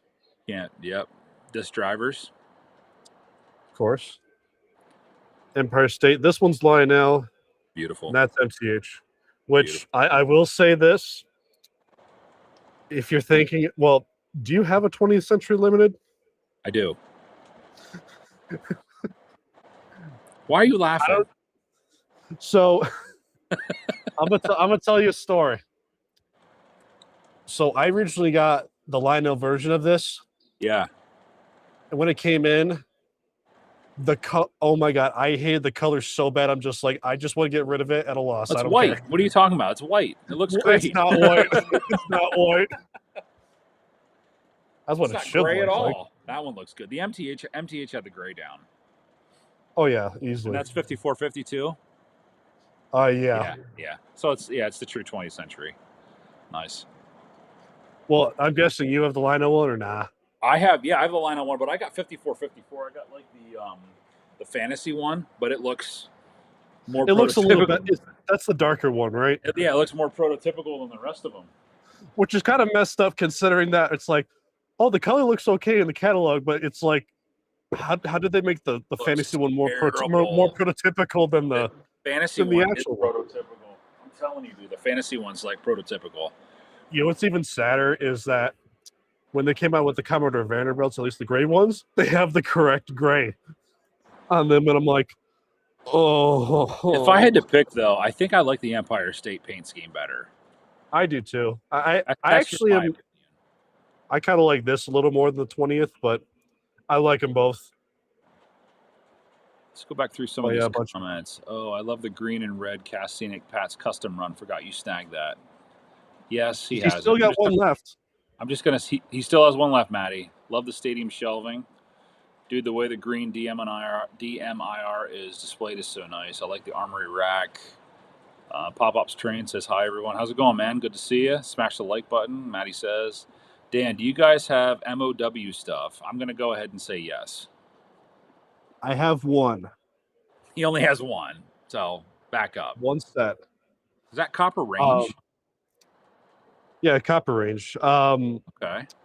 What is it? It's a railroad that used to be up in like northern Michigan. Yeah, I've heard of that before. But in particular, this one is number 29. So this custom run was based off of a real locomotive up in Mid-Continent. That's nice. Railroad I like Museum. that. That's out in either northern Wisconsin or somewhere in the northern peninsula. And so the model that you see here is the Harriman 280, but we tried to, my buddy Charlie, Patch Trains, they try to make it as close as possible It's hard. to the prototypical version. It's really hard as to we do. It is hard to do, especially like without having to retool it. Yeah, but Sleeve it turned said out his- pretty good, I would say. Sleeve said his first Lionel set was a copper range. Interesting fact. Nice, Sleeves. There you go. That means you got to get this because There you you still got some left. There you go. Oh, A Soo and line. also, of course, you have to have Soo line. Which, by the way, they did fix the headlight Oh, it's up a little higher. I see that. because, Not directly in the middle. which I'm just like, I was this close from like just returning it, but I'm just like, once Lionel announced, hey, we're gonna fix these, I'm like, okay, thank God. Johnny says they have copper range wood sides to match it. All custom. All custom. All right, so there's that. Very cool. Do you have any Mohawks? New York Central Mohawks? Yes. I do. Nice. Love it. Do you have any more smoke lifters? Yes, number 3001 in particular. 3001, yeah. A lot of people are talking about that one. I think when So- they come back out, I'm going to have to get myself one. Oh yeah. Those are beautiful engines. Oh, Of course, we got some other stuff here as well. That's basically our workbench for the most part. Nice. You guys do all your own work on your stuff, figure it out. Yeah, for the most part, unless if it's under warranty. Right. Which makes sense. Which club does Train Man Dan? He's with the Detroit Three Railers.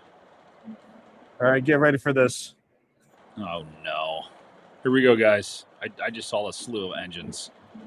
Cover it up. Cover it back up. Jesus mighty.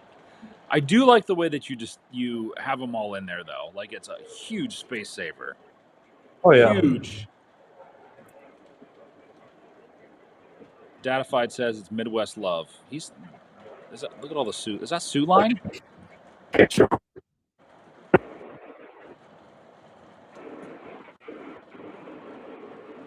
That's all Soo line. You're breaking up a little. We got some UP down there as well. Gotcha. Oh my god. And then, of course, Reading and Northern on this section. You're a Burlington Northern guy too, right? Of course. I thought you had some. I thought you bleed black and green. BNSF as well. See, I'm not a modern guy. I don't like modern stuff. I have a couple BNSF just because that's what I got earlier on, but I'm just not a modern guy. I don't know. Let's see. Oh, I almost forgot. Oh, but wait, I forgot about this. Here's one more I'll show you. I haven't showed you the entire thing. The hell do you have in there? Pensy. Yes. This is the Pensy, M1As, GG1s. You got consolidations in there, I1s, L1s, T1s. T1. GG1s. Do you have the S1? Yes. I do. Of course he does. I'm just going to say yes. There it is in the back. And then below that is our NW stuff. Norfolk and Western, of course. Very nice. That one's one of my favorites. That's very cool. That's your triplex. Yeah, that's a custom run from Train Loft. Train Loft. Yep, I remember when you got that. Oh yeah. Darren says, "Do you have?" Or Grande Train says, "Do you have a Rio Grande section?" I used to. He used to. Darren says he's inspired to buy more engines. See what you're doing. You're stimulating the economy here. I know. Well, that's the Making thing. people spend money that they probably don't have. All right, here. How many big boys do you have? 2. What road numbers? 4019 and 4014. 4014 right back there. Is that the And then I've restoration? got- Or is that the coal burner? That's a coal Yeah, burner. that's the restoration version. That's a yeah. restoration. MTH or Lionel? Lionel. I used to have the MTH one at one point. I heard Lionel or MTH is coming out with the big boys again. They are, yes. Do we I'm know when? I mean, if I had to guess, I mean, I don't know when, but if I had to guess, it's probably. You think they'll announce it this year? I'm sure they will. My guess is that they'll probably announce it either sometime late spring or Sometime in the summer. early October. Yeah, Or sorry, late summer, late summer. early, yeah, something like that. All right, I'll be right back, Dan. Keep them entertained. 1 second. For sure. Well, yeah, that's the majority of the collection here.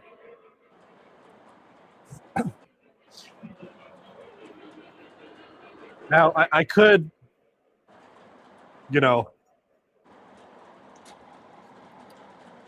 me do this.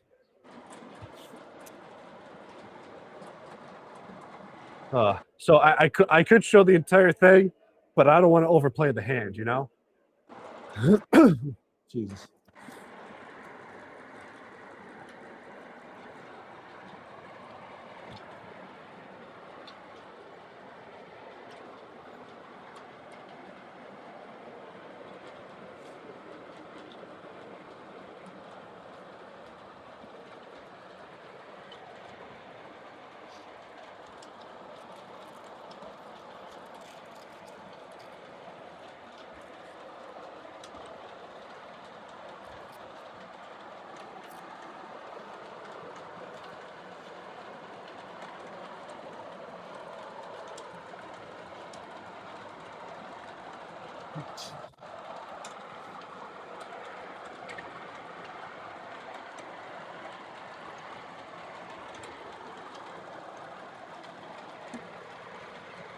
Unfortunately, I don't have control of the some of the settings of the stream, so you'll have to look to the right of the screen, or right to the screen.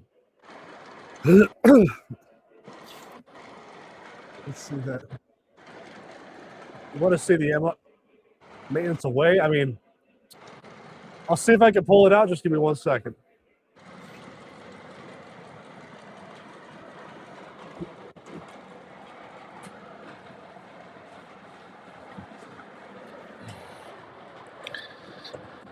What's he doing now?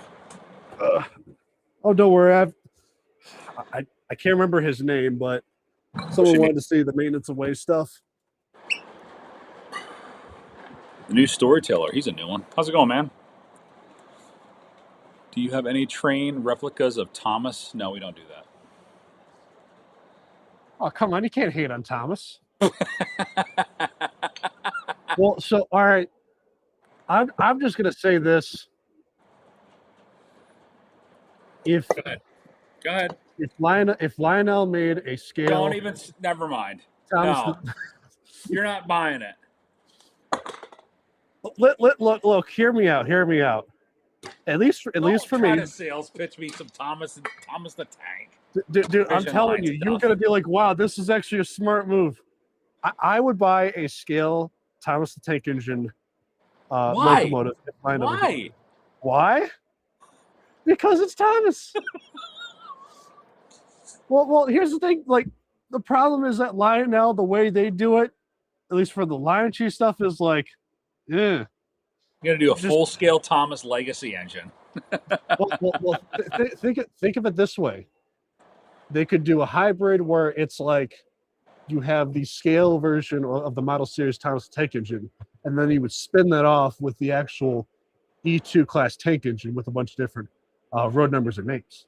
Now you're dorking off on me here. Like you're going off in left field here.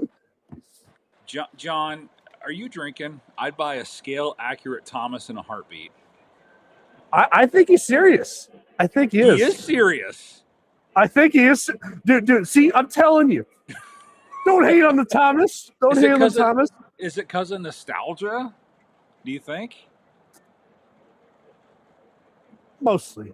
But Or at the same time, I do you still like think it's Thomas. do you think it's because of like the majority of us, like myself, I'm 42 or 41. Like I was on like the earlier ages of Thomas, so it's like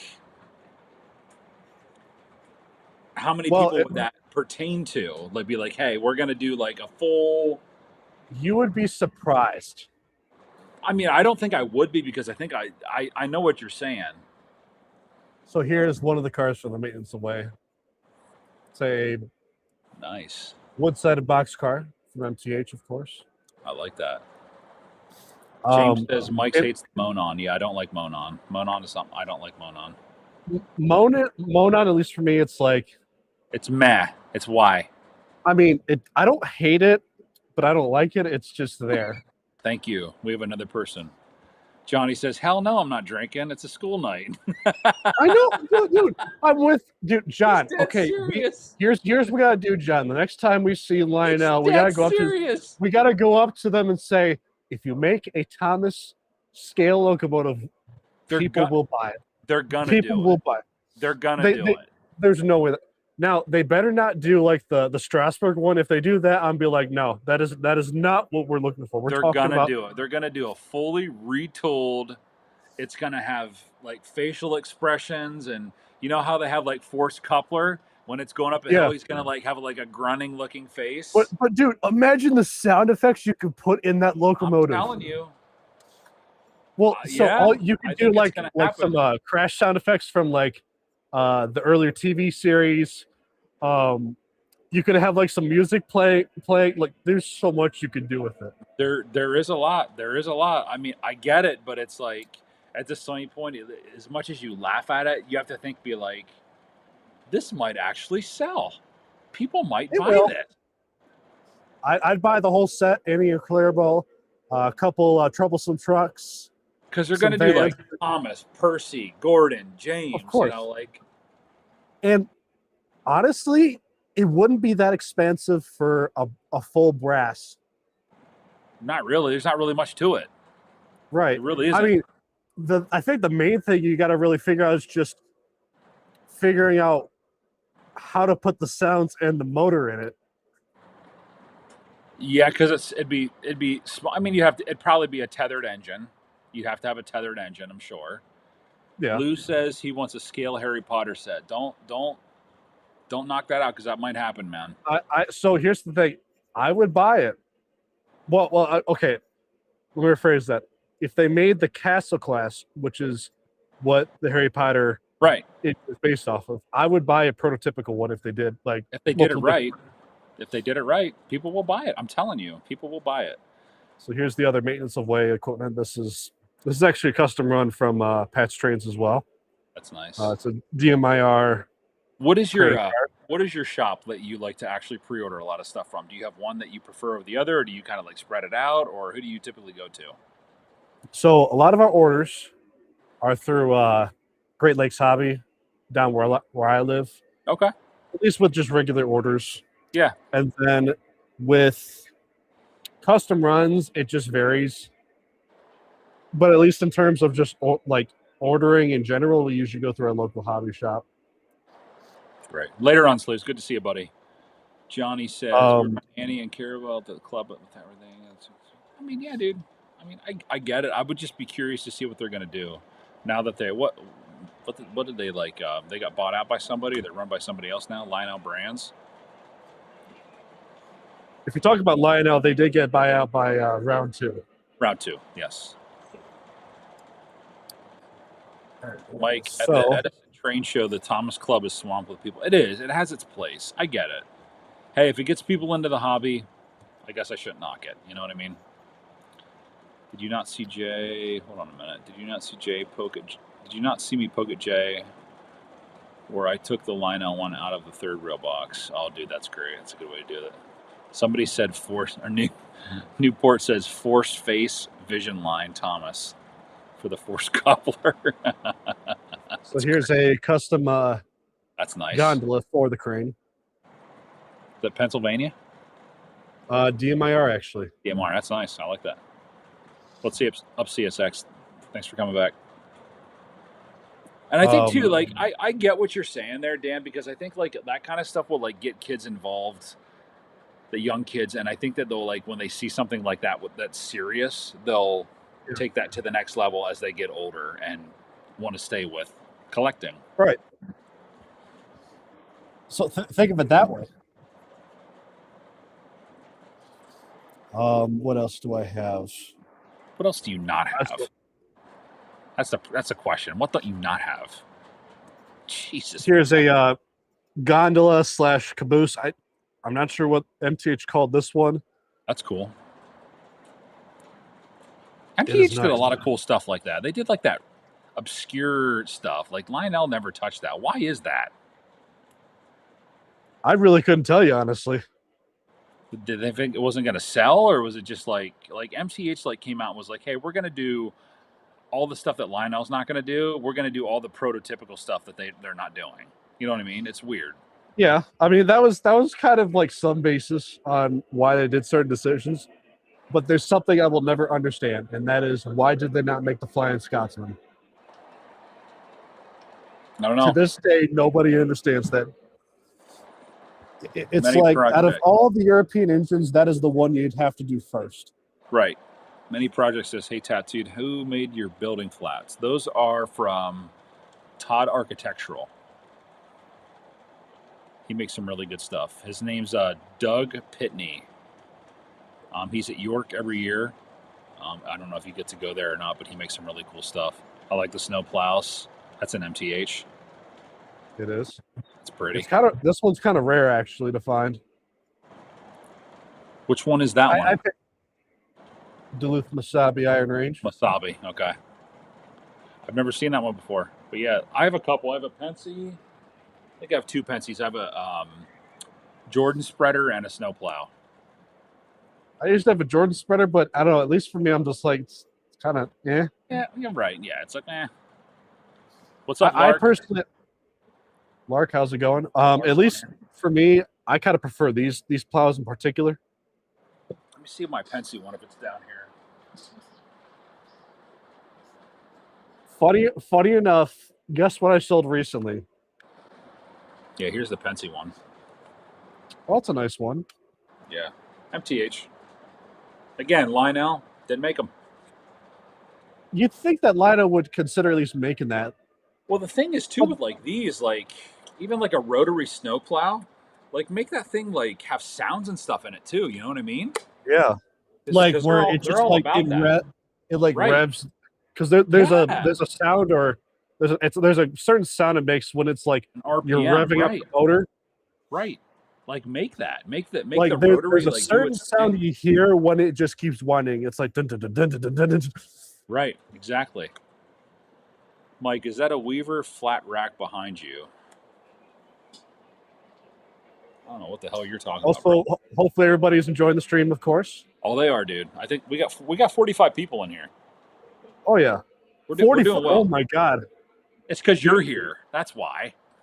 Apparently, so. Well, whenever I stream, it's like 20-some people. We need to up those numbers. It doesn't. I know. matter. It's all about hanging out. It's all about hanging out, having fun, It is. That's the biggest hanging thing. out, having fun, and spending money. spending money. Which, by the way, Mike, I highly suspect you're going to probably spend at minimum $2,000 at York. Don't tell me that. Because I actually have like $2,000 of stuff I have to pick up before even stepping in the door. One's a Make Weaver, that $4,000. One's a Weaver Dreyfus Proto Sound one that I'm going to upgrade with 5 passenger cars. I was going to say you upgrade that to Blue Nami or Legacy. Probably Blue Nami. That's a good choice. And then I got some Western Maryland GP9s I got to pick up. What paint scheme What? and what brand? Atlas. TMCCs. Mid 2000s. The good ones, the nice ones. With the, not the Fireball, but the black ones. But I know other- what you're talking about. They're the it's black and I think they're gold pinstriping if I remember. Yep. I have the same ones. So GP, Which I think- interesting. I think they're GP7s, maybe 9s. 2 of those. because I just got the Western Maryland Atlas Madison heavyweights. I have those. I was gonna say you should have bought my my Pacific I I'm had. still thinking about. Shut up! I'm still thinking about it. I gotta tell you, unfortunately, it just sold. Did you sell it? just- Okay, good. it Then I don't have just to buy sold. it. Then I don't have to But buy now it. you gotta buy the more expensive one that's out there, About it. dude. Went for a day two. So here's the thing, that Western Maryland Pacific, the MTH one, Yeah. it looks really good. I'm kind of tempted to get one, but I'm like, let's wait a little bit. Just wait a little bit, you know. They are nice, but the other thing too, like I was looking at those Atlas consolidations, and they just look like they're lacking a lot of like detail, man. Yeah, Like the I mean, loads look crappy, and the sounds aren't that great. I don't so know. one of the reasons why they did the code load is because to keep it inexpensive at the time. Right. Still, I'm like, not it's sure about this that next much. run. I mean, it's not that hard to add coal, You but can. it is nice to. It's nice to have, you know, real coal. The sound set, I mean, to me, I mean, I can get, because I can basically change it to whatever. It's not a huge deal for me. Right. But I think what they should have done is, the one thing for me that I didn't like is that they put a Banshee whistle. I'm like, why would you put that on that particular 280? I don't understand. Like I love like a the good Banshee model. whistle, but it's like this one is just not it. Yeah, I love a good model that looks great, but like if you knock it out of the park the way that it looks and you have bad sounds, I'm not getting it. I'm not getting it. I just Oh can't. yeah, Like it'd be like getting a big boy and then be like you hit the whistle and it's a Banshee. Nope, it's terrible. You know what I mean? No. It's just, Well, it's no, so awful. So fun story is that when Lino came out with the Legacy 210-4s, like the latest run, and they had the Yes. Banshee whistle, and I'm just like, I wanted to sell that so quick. Dude, I have a 210-4 J1, but I got it from Mad Mike and it had the Banshee. I was like, dude, you need to like put a different sound file in that, and he did. He switched it out. It I was is like, doable. Perfect. But the Banshee, like, what were they thinking? That thing, not even close, had a Banshee whistle. Like, Well, like, maybe look, a Mikado, even sure. someone that's not familiar with Penske, they know for a fact that like an engine like that must have had like a, they call it, so they would typically use a PRR3 chime, which I mean, Yeah. it's like, oh, but I mean, I guess you could argue, oh, they used 3 chimes for, you know, passenger. That's not true. They used it for both, Right. both freight and passenger. Exactly. The only, and I'll go through a little bit of history on locomotives for the Penske, is that the only ones that I know that had Banshees for the longest times The were Mikados? actually no, half true. They started out with Banshee whistles, but the crews hated them so much, and this was Because what of the high Decapite did, because of the high pitch and those Banshee whistles, they were very cheap, and it was designed to basically just push out a bunch of whistles Right. instead of quality, quantity over quality. Right. So what the Penske ended up doing is that their own employees just decided, screw this, we're putting just 3 chimes in here. Hey, I mean, I get it. It's get true. Which honestly, the 3 chimes work so much better on those Penske locomotives. The only exception with the Banshee, if I remember, is the 280s, like The consolidation. the consolidation class. Right. Those ones, if I remember, most of them had Banshees. There were probably some that still had 3 chimes. Well, what I1s, did they have 3 chimes? Yes. Right. Bless you, man. Bless me. Johnny Give me one says second. round 2 only bought Lionel because they needed the NASCAR licenses. Absolutely. Lionel Racing has exclusive rights to them. The trains are just along for the ride. I agree. I've thought that for a long time with the Lionel Racing stuff. I didn't really understand that. Let's see. The new Storyteller and the other Caboose Snowplow all brown. Can you eat it as chocolate? Nice. James, I have a friend who's the president of the 2-Row Club in Holly, Michigan. Maybe Dan has something to know about that. Big Rich, I have the flat with the pipes and as Atlas. New Storyteller. Lionel only has 3 engines if Thomas, Percy, and James are the only ones made. Big Rich says, thanks, Darren Grant. Right. Weaver wanted cool with as much as Oskio gauge, not HO. Okay, nice. But yeah, so So what do the I1s have? same thing as the L ones. Yeah, They started with Banshees, but the crews hated it, and then they switched over to PR 3 times. 3 chimes. Okay. And now, not all of them were switched over to PR 3 chimes. The majority of them were, Right. but there were still some that had some, Banshee whistles. It's amazing how they did that kind of stuff. It's how they changed whistles or whatever it was and things like that. Just to go back in those times and just to see kind of get in the minds of these guys and how what works, what doesn't work. What you can do and what you couldn't do. I mean, that's one thing that I wish that I could really talk to somebody. But again, a lot of those guys, they're just not around anymore. They're not around. Yeah. Not. I mean, there's still a couple that were around during the mid 50s. I'm sure. I know a guy back when he was a kid back in the 50s. He actually, I think it was a Sioux Line engine that he was talking about, where he went up in the cab, and I think the crew took him for a little ride because they were doing mainly switching, I think, at the time.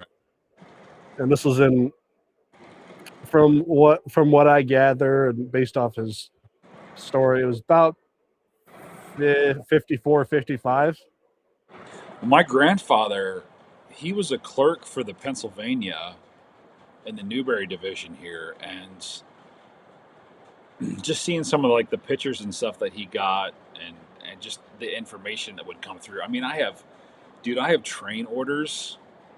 I have folders of train orders from every single railroad you can think of. This train going here, whatever it is, legit on whatever railroad it would be. And just to be in that time with no technology and just living off of human experience and human understanding the human person and being able to trust them, it's really insane. And how things ran and how busy it was, constant, just accidents if there was accidents or whatever it would be. But I have files and files and files and files of train accidents and train reports and all of these different things that he had.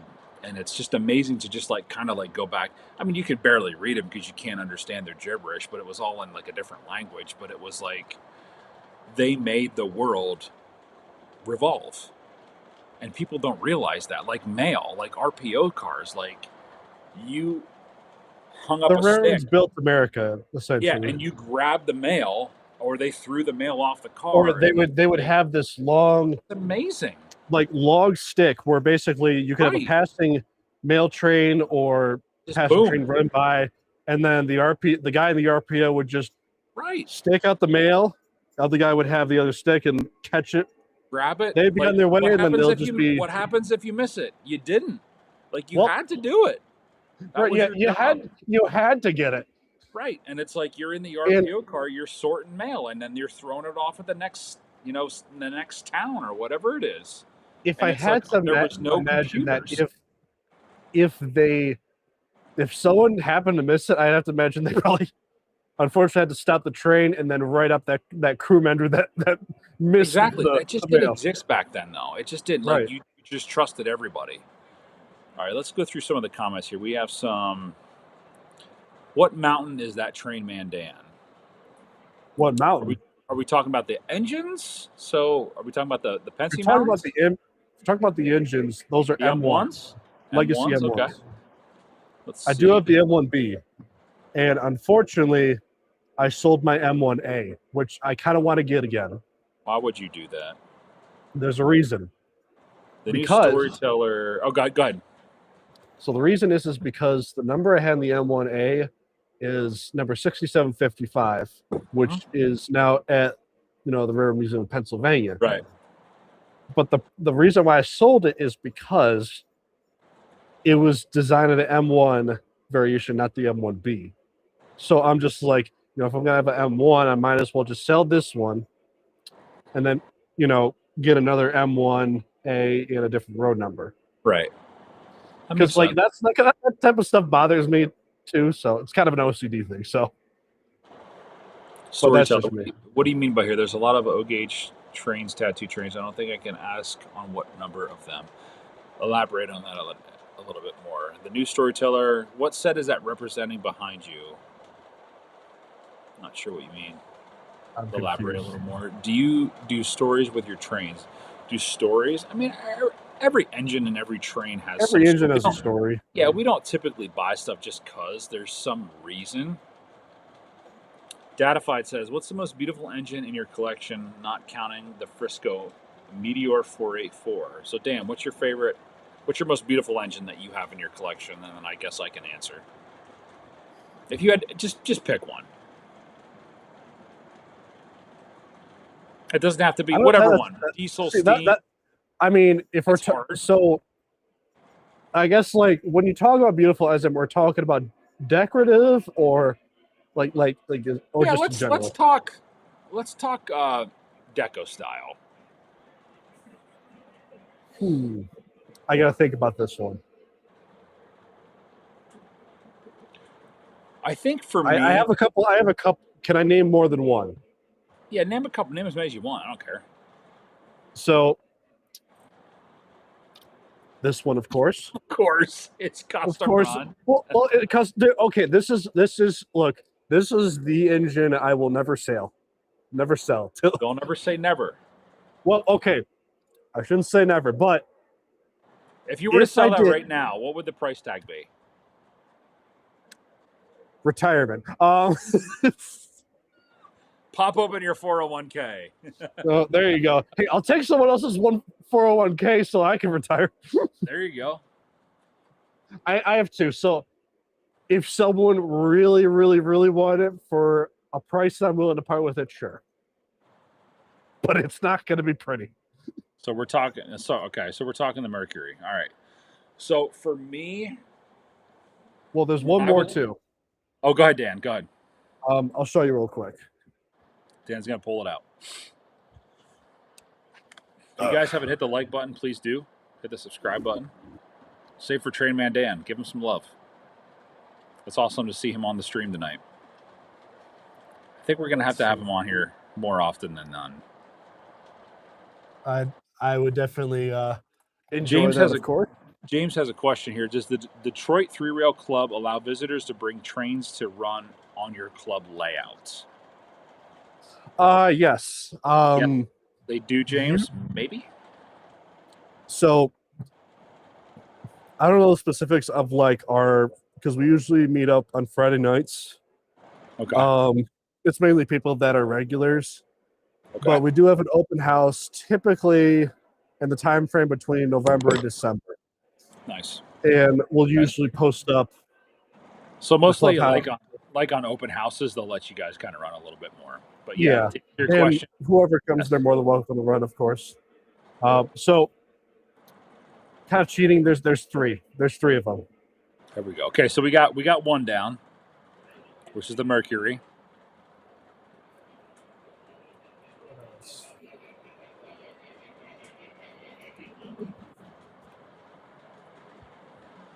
I can't even imagine what he's getting now. I like Todd Pitney's backdrop, but pretty literally, the main projects are pretty bad. Yeah, absolutely, Captain Andy. Absolutely. That's what she said. Easy, Big Rich.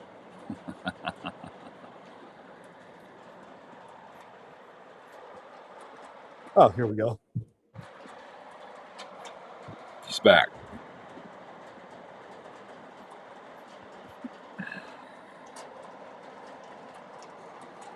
All right, I found it.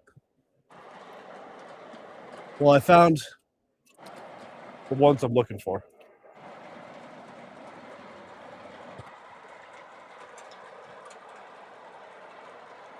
All right, so I'll show you probably my second favorite that comes to mind. Number 2, the Daylight. 44, 49. Of course. I can't argue This is that. actually MTH. You know, I have an so- MTH one. They're nice. They're nice engines. They're good runners. So, there's a couple guys out in Discord that do custom sound sets, and at some point I'm working with them to do a custom sound set of number 4449, at least around like, in particular, kind of like how it sounded around 2009, which when I Okay. was a kid, I saw it back then when it came to Michigan. I'd like to see it like with the sounds it had back in the 80s. Real raspy. yeah. Real raspy. Because that's 2. What's 3?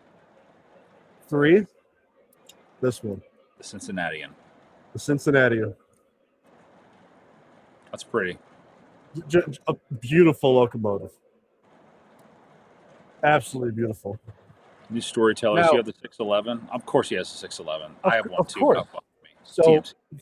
funny you asked that. I have 2. One in Lino, one in MTH. Which one do you like better? You're going to say Lionel. The whistle's better in the Lionel one. I like both for different reasons. Okay, explain. So I'll start with the MTH one. They have the more correct looking roller bearing drivers, Okay. whereas the Lino one, it's not as pronounced. It's kind of like small. Right. The Lino one, it's got the correct whistle and bell. Sure. The MTH one is the correct bell, but not necessarily the correct whistle. The whistle's a little Which- off. It can be changed if you know how to do it. I mean, there's one downside I would say with the Lionel one, at least the run I have, is when they use that pink or bright red stripe. It depends on which version. Like the one that I have behind me, Yeah. this one here, this one's actually prototypically correct. This one here, because it's more Oh, yeah. like burgundy. This is TMCC though. It's not legacy. So that one's a little bit more correct than the one that came out. I believe it was like 2019, and it was a little Yeah. bit more. It was brighter, and it was off. It wasn't right. I mean, one of the things I do want to do is I do some projects for Lionel. What I want to do is their maroon or burgundy hasn't been the best on It's not. their J's and even the fantasy class A. So what I'm kind of tempted to do is, Yeah. So I guess in particular, the colors that they mainly use is Pantone.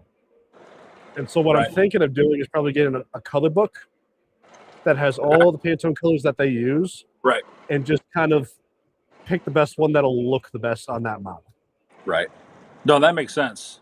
That absolutely makes sense. I mean, that's kind of a logical conclusion, I would say, but Let's see. Let's go back to some questions here or some comments. The more I hear the sounds from the MTH, the more bored I get of the recent Lionel trains. But then I hear TMCC early legacy, and I'm like, yeah, that's where it's at. Yeah, absolutely datified. And again, it's good to mix it up. It's definitely good to mix it up. The new storyteller. I knew you didn't forget her, as I have said at O-Scale. I made a first video playlist, piano and cargo movies. Very nice. Maddie C says, I've owned both Lionel and MTH. Jays, but I agree. Visually, it goes to MTH. Absolutely. Sounds goes to Lionel. The new story, so I thought I could see the replica model. So for me, I'd have to say probably one of my favorites is NNW 1218. I have that one.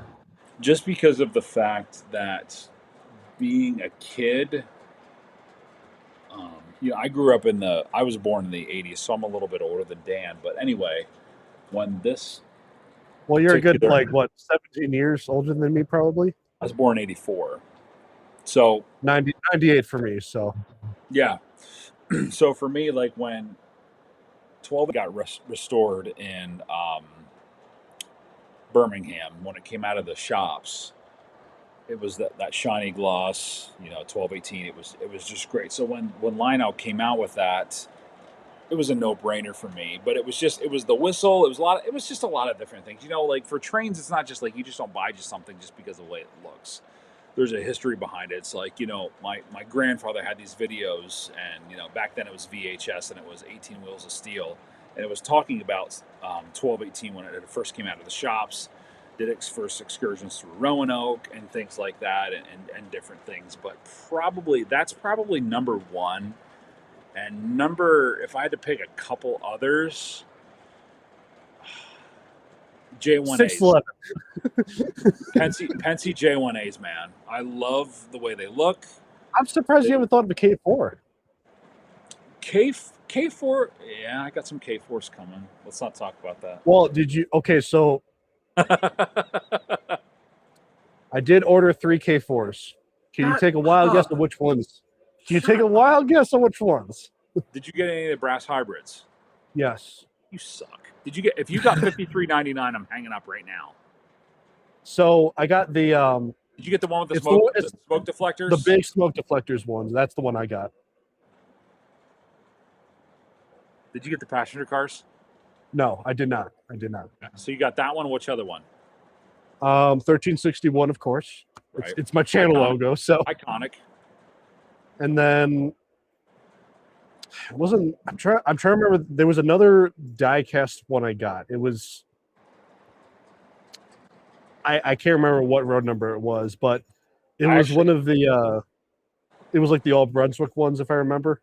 Right. I have to order another one. I got the Broadway Limited set,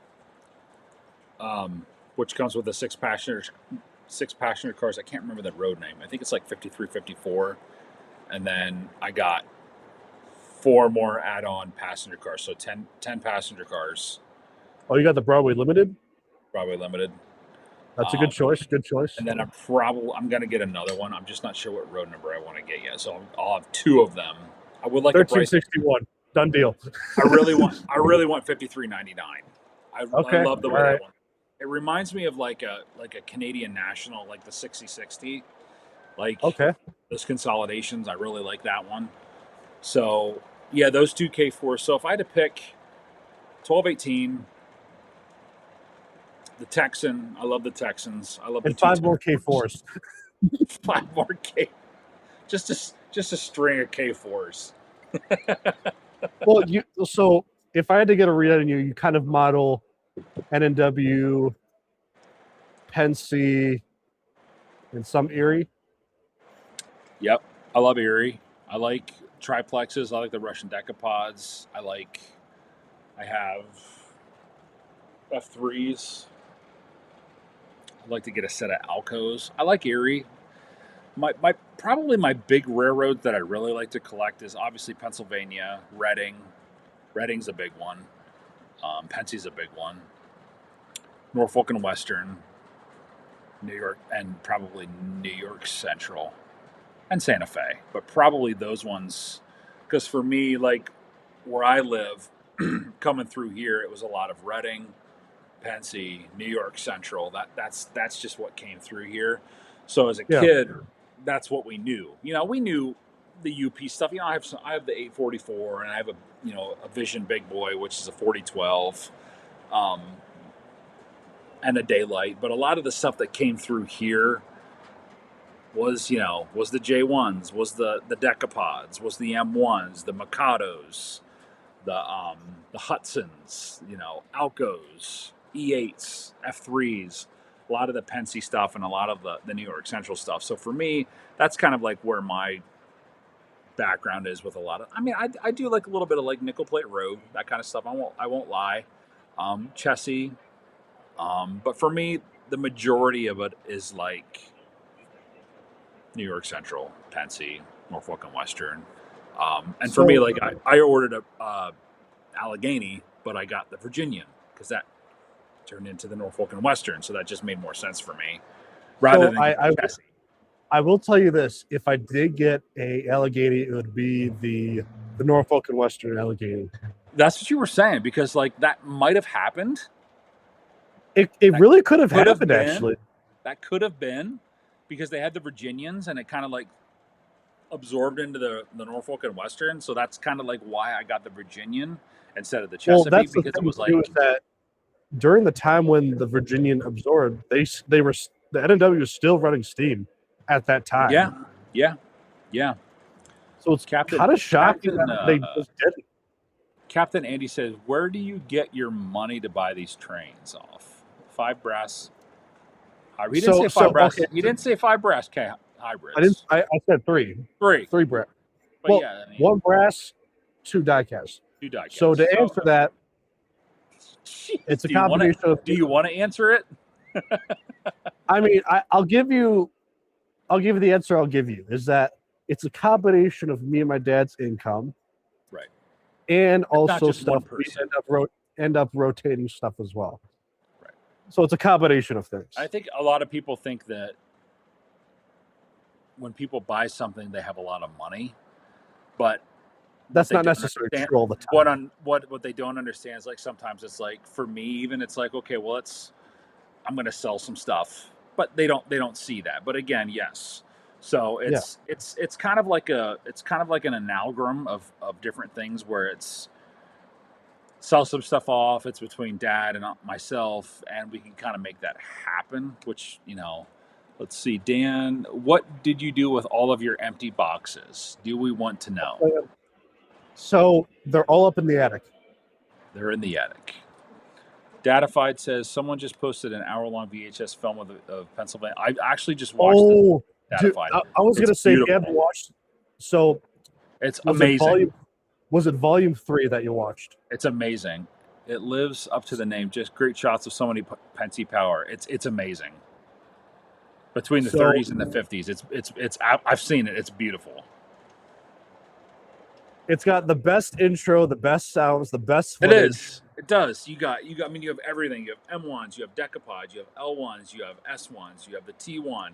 You have J1s. You have when they would You too. streamline K4s. It's insane. Centipedes, all that stuff. Like, do you want Pensit? Yes. Pensy. But- What? I got a question for you, Dan. Sure. Uncle Salty, what's up, man? Why do you think, or maybe do you think, or why is it? Do you think that some people crap so much on the Pennsylvania Railroad? Oh, you're a Pensy guy. I mean, I think it's because Are they the New York jealous? Central guys. I think Is it they're just New York envious? Central guys, or the UP guys. Here's a cool thing Well- too. Here's a fact. The shop that I used to buy at, which was local, they're no longer. I mean, you can still buy from them, but they're not a walk-in store anymore. They said for some reason in this area, everybody was just anti-New York Central, and I'm like, it ran through here. Like I get, pound your chest, There's Pensy this pride. weird thing with some railroads where they just have. It's like kind of like a cult following, if you know what that is. It's crazy. Like people just it is like that. It's like you were either Pensy or you were New York Central. There was You no can like both? in between. Yeah, you can't like both. Oh, we don't like New York Just Central. look. The only thing We you don't just like don't Penn do is don't mix them together to create Penn Central. Worst thing ever. Look, I'm sorry. People that say I like Penn Central, I'm not going to say. All I was going to say is they are just wrong.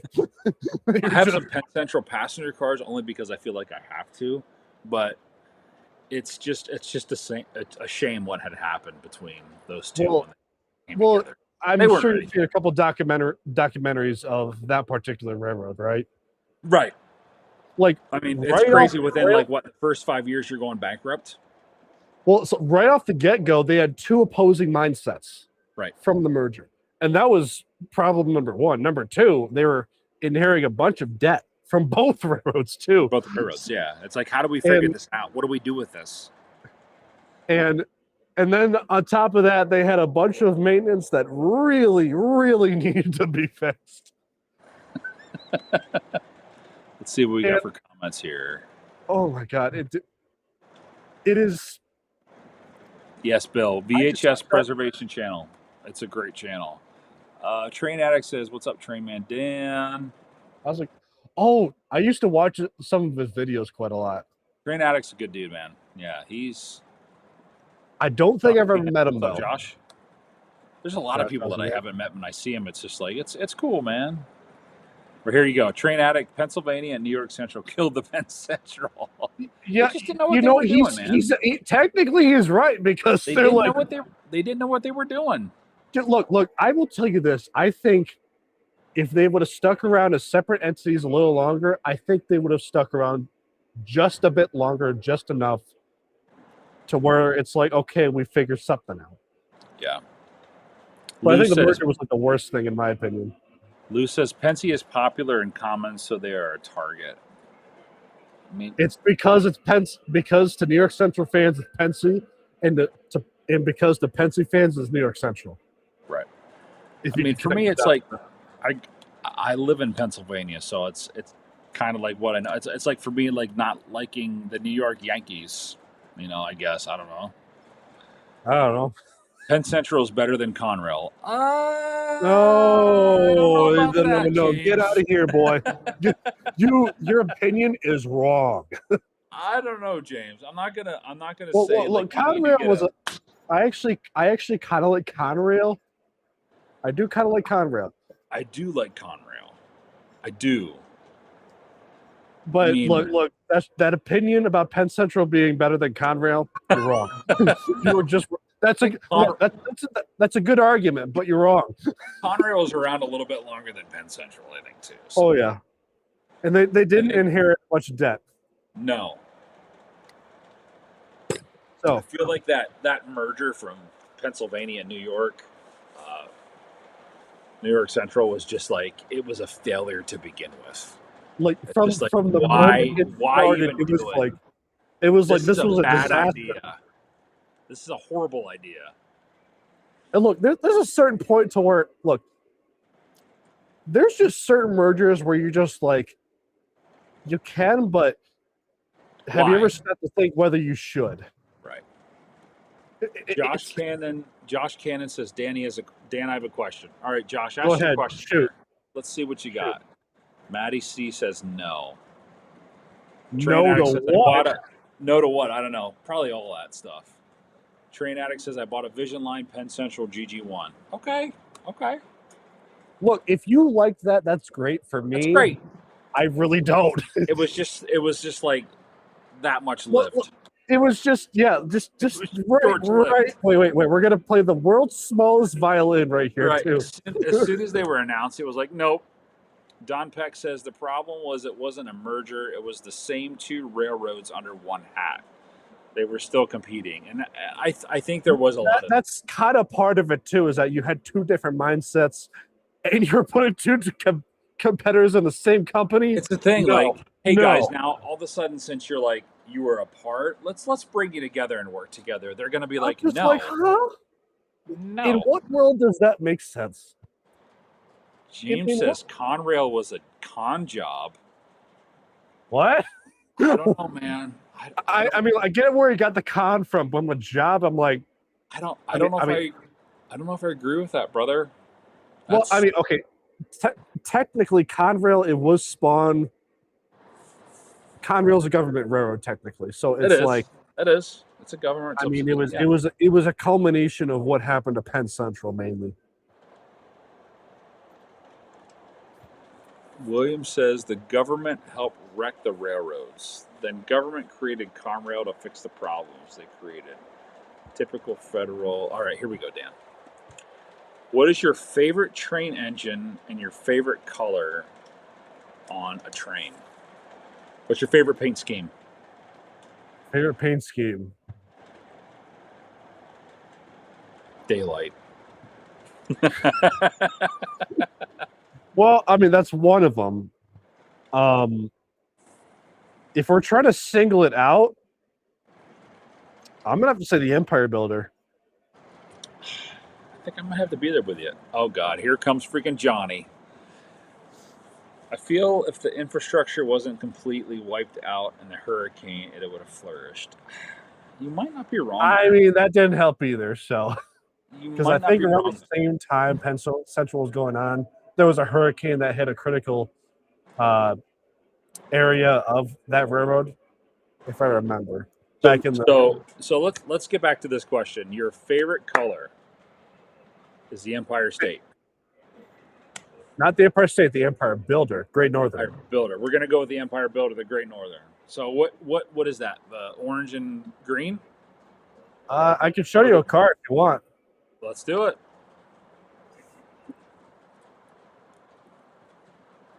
So, let's see. I got to carefully get this out. No, you're good, man.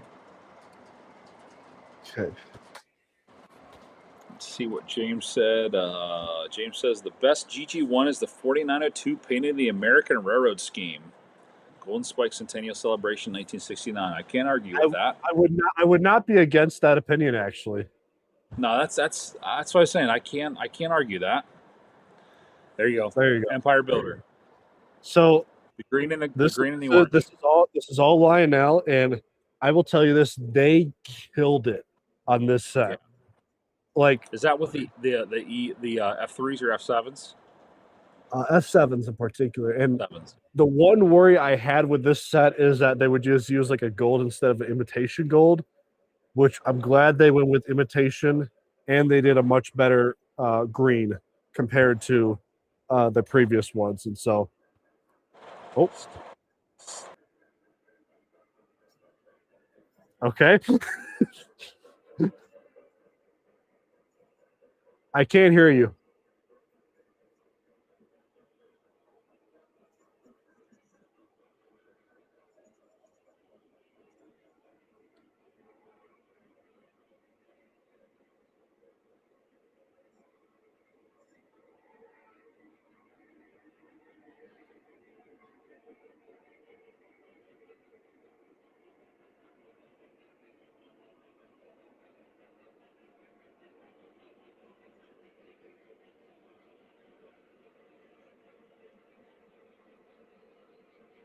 Interesting.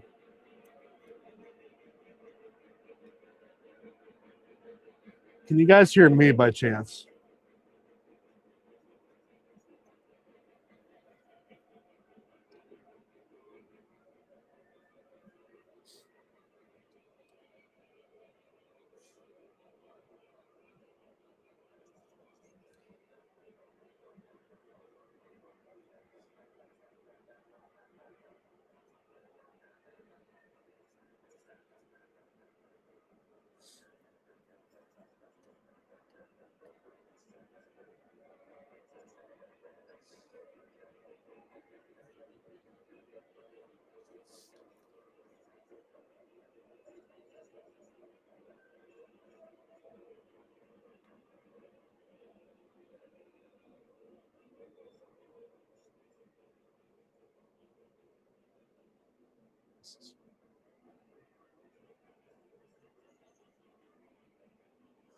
So you guys can hear me, but not Mike?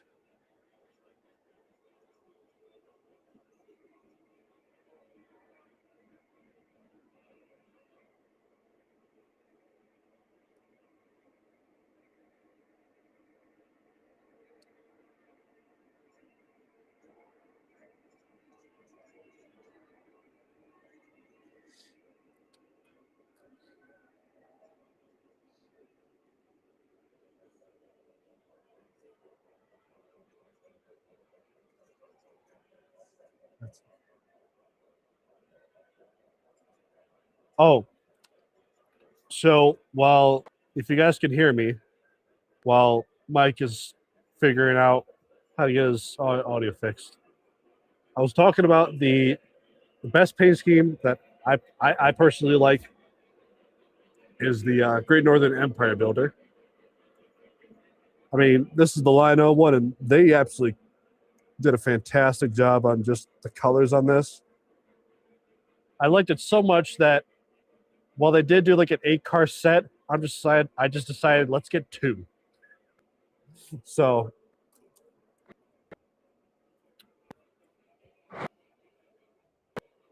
oh, I heard something.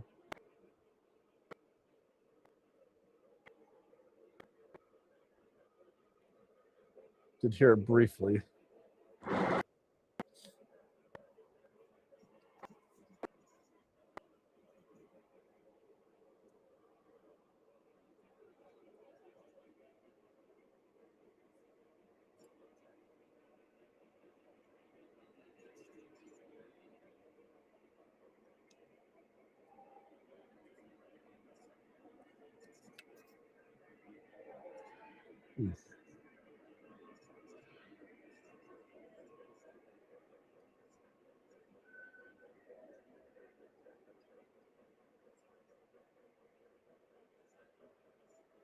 Still can't hear you in case you're wondering.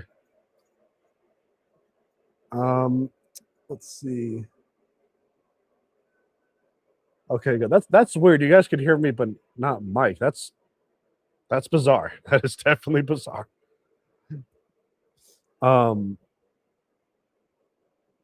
Let's see.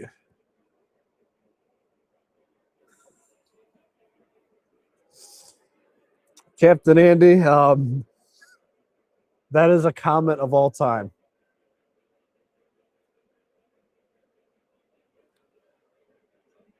I'm still here.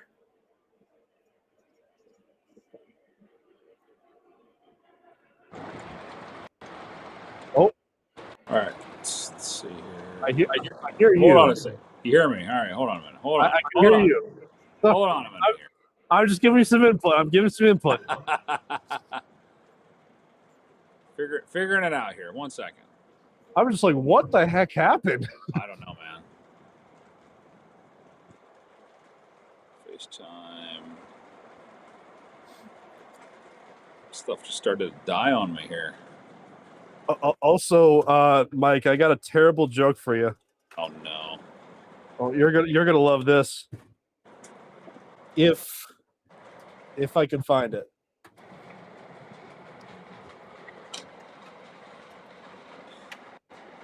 Oh boy.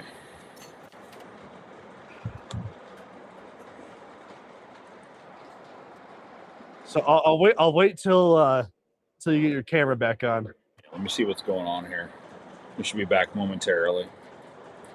For sure. Settings here. Video.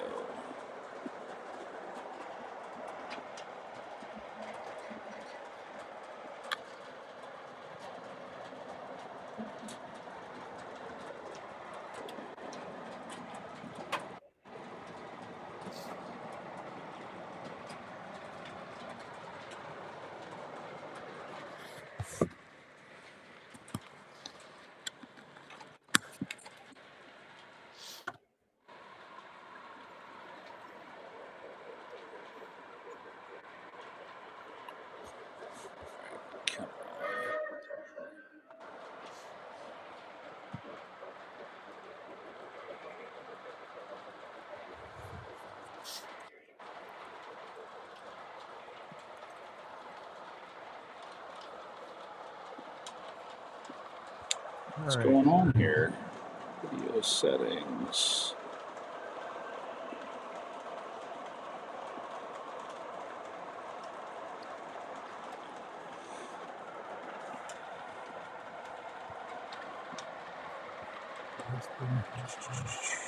What is going on Dude, big.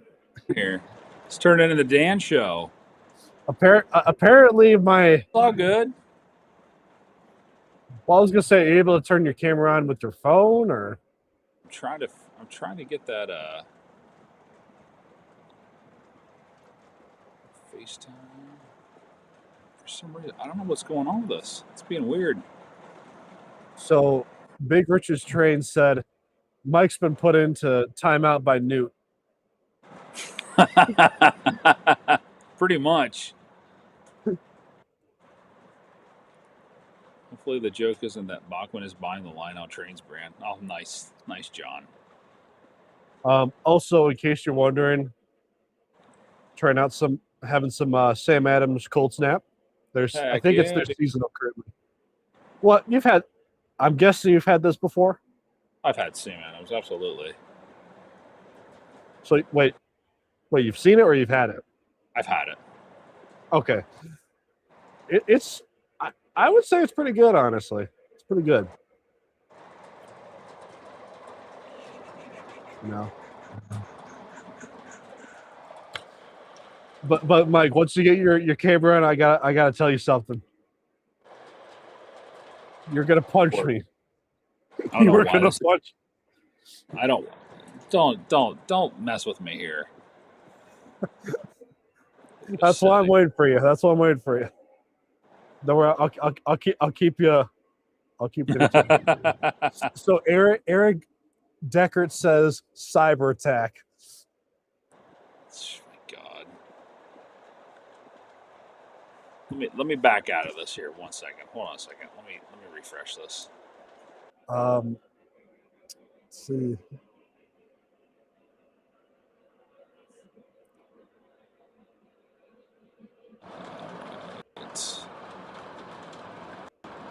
Why it's not letting me add my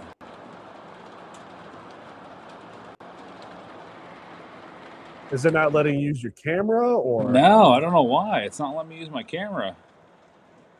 so I had to do this earlier with my phone. So what web browser do you use? I'm on Safari right now. Okay, Mac. so I use I have Windows, so I use either Right. Chrome or internet, but it's possible that somehow in the mix, for whatever reason, like Safari is just not letting you use your camera. I guess. Like the permissions got like mixed up or something. There's a way to fix that, though I'm not familiar with Apple products. You're good, man. You're good. What was it? I Are you just don't able why- to stream your phone? I just don't know why it Or just like totally just stopped. that is strange. Best camera. Oh, Great Crane until- Addict says it's a Monin cyber attack. The Monin It is guys heard you. The Monon cyber attack. This is true. This is definitely true. Oh, dude, you talk too much. You talk too much trash on them. That's what That's happens why. when they shut you down. They shut you down. HD camera. Let me refresh this.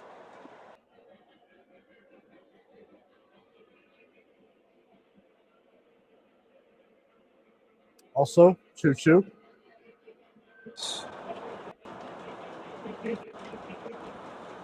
She is just not happy. She just is not on here. That was weird. That's what I say.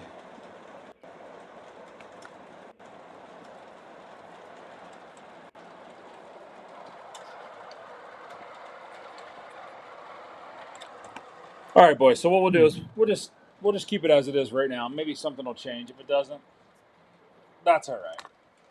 All right. This stream Well- has been brought to you by Dan. So I got a little joke for you. Oh no. So when you sent your email to me, I saw your last name. Oh jeez. Don't even start. You're an asshole.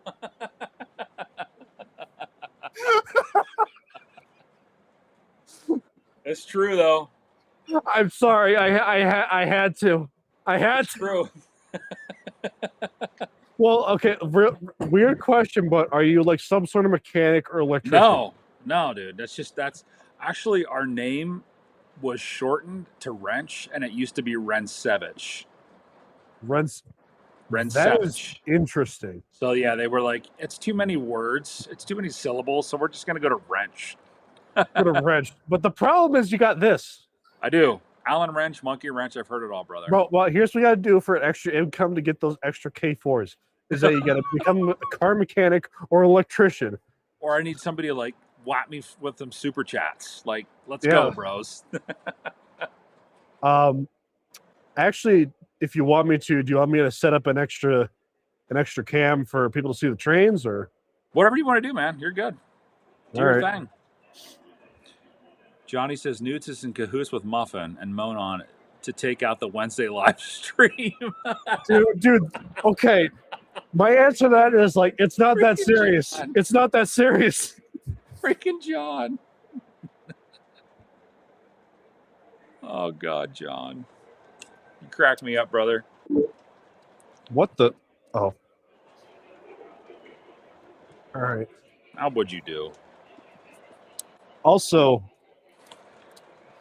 when it says wheel slip Wednesday, I'm just like, well, Mike, if you're gonna do wheel slip Wednesday, you got to do the wheel slip feature on a Lionel locomotive, especially the triplex. Oh, yo, Mike, you still there?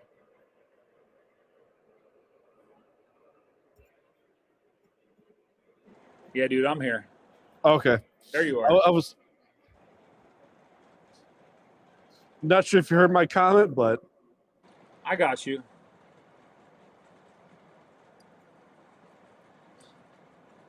here we're working with what we got at this point. That's what we do. We gotta do what we want. Look, worst case scenario, we've got this covered. We've got this covered. Dan's taking over the Wednesday stream. Dude, okay.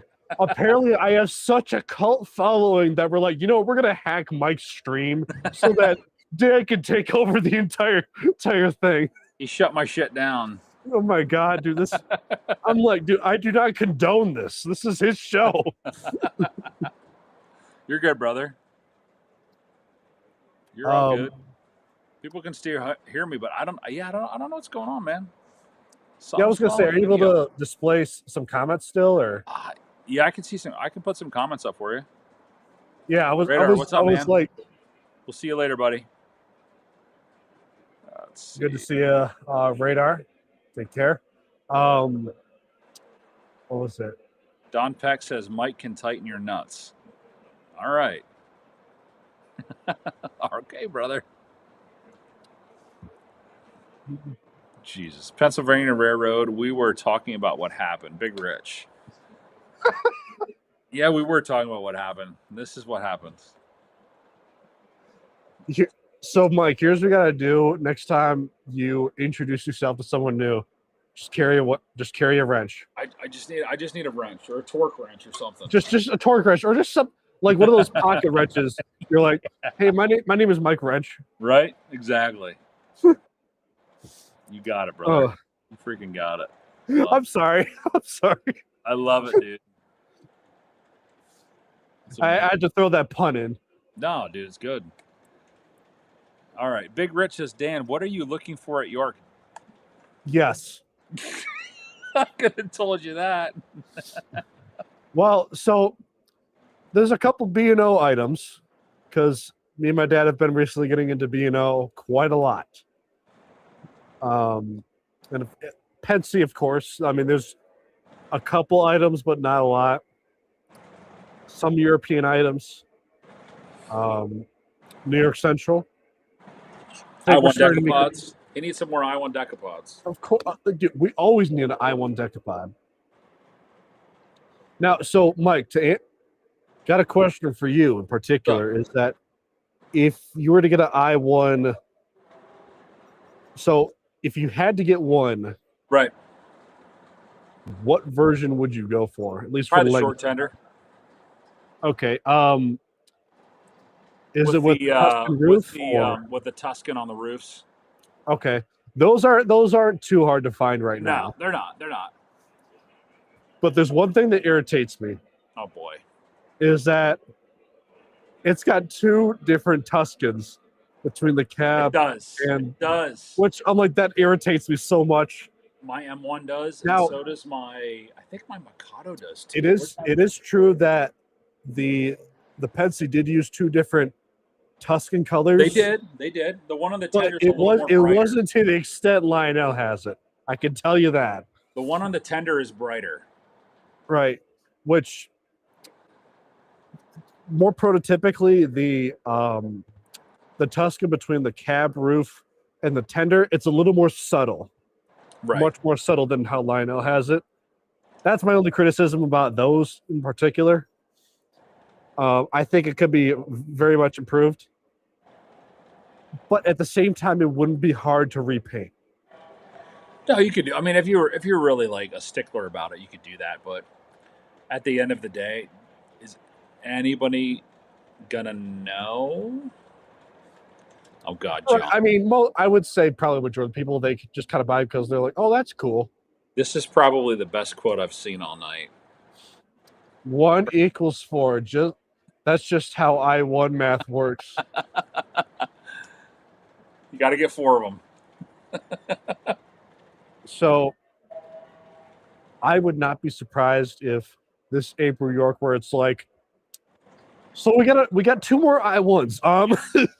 No, seriously, that's probably what would happen. But I'll tell this. I don't know if you've seen.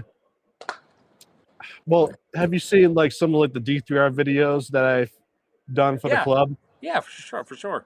So there's one in particular that I absolutely love seeing is when I was at my buddy Mike's place. Yes, I know another Mike as well. Believe it or not, he's like 2 minutes down from where I live. Oh, nice, brother. And he has like a really nice layout, and he's got this one stretch of track where it's like, I think it's a 1.9 or a 2% grade. Right. Where I had 2 M1s in the front pulling a huge cold drag. I think it was like a bunch of like those composite hoppers. And then behind it, you had a I-1 decapod pushing from the rear. Yeah, absolutely. Have you seen that video? I think I have seen that one. Yeah. Dude, that was the coolest experience ever. That's super cool. I need to get some I-1s. I have no I-1s. Just get them. I got 2 M1s. L1s are a little harder to find. But they're actually reasonably priced for the most part whenever they come up. Yeah, because they're not. I mean, they weren't that badly priced to begin with. So Yeah. I think that if I could find one, I think I have a buddy of mine who has the new Cumberland Valley set, and it's pretty well priced. So I might snag that just for the engine.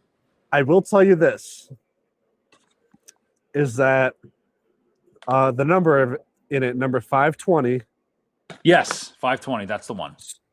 Here's the catch: is that the details on it are not correct. I figured they probably weren't. But you could argue is that before it was photographed, it probably was kind of correct. Kind of correct, because the configuration that Lionel has is in the post-war variation, which I can't confirm or deny that it would have came out like that. But at the same time, I prefer the post-war variation. I agree with that.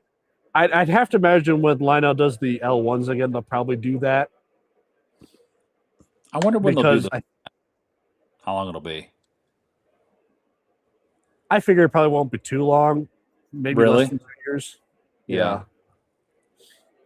Because like narrowing down at least what they run, it's kind of a pattern. Like subtooling will do every 10 years, some will do every 5 years, and for ES44s they do every year, and then there's some tooling that they do every 2 years.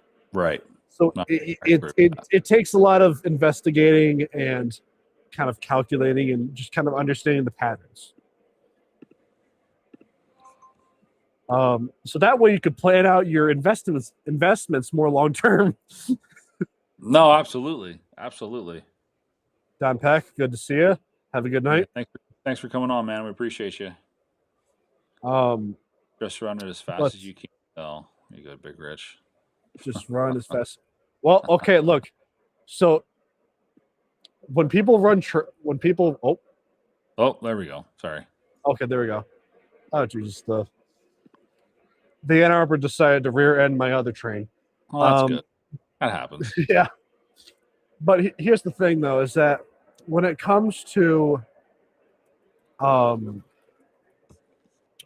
what is it? Like running passenger trains, I do not run them slow. Never run them slow.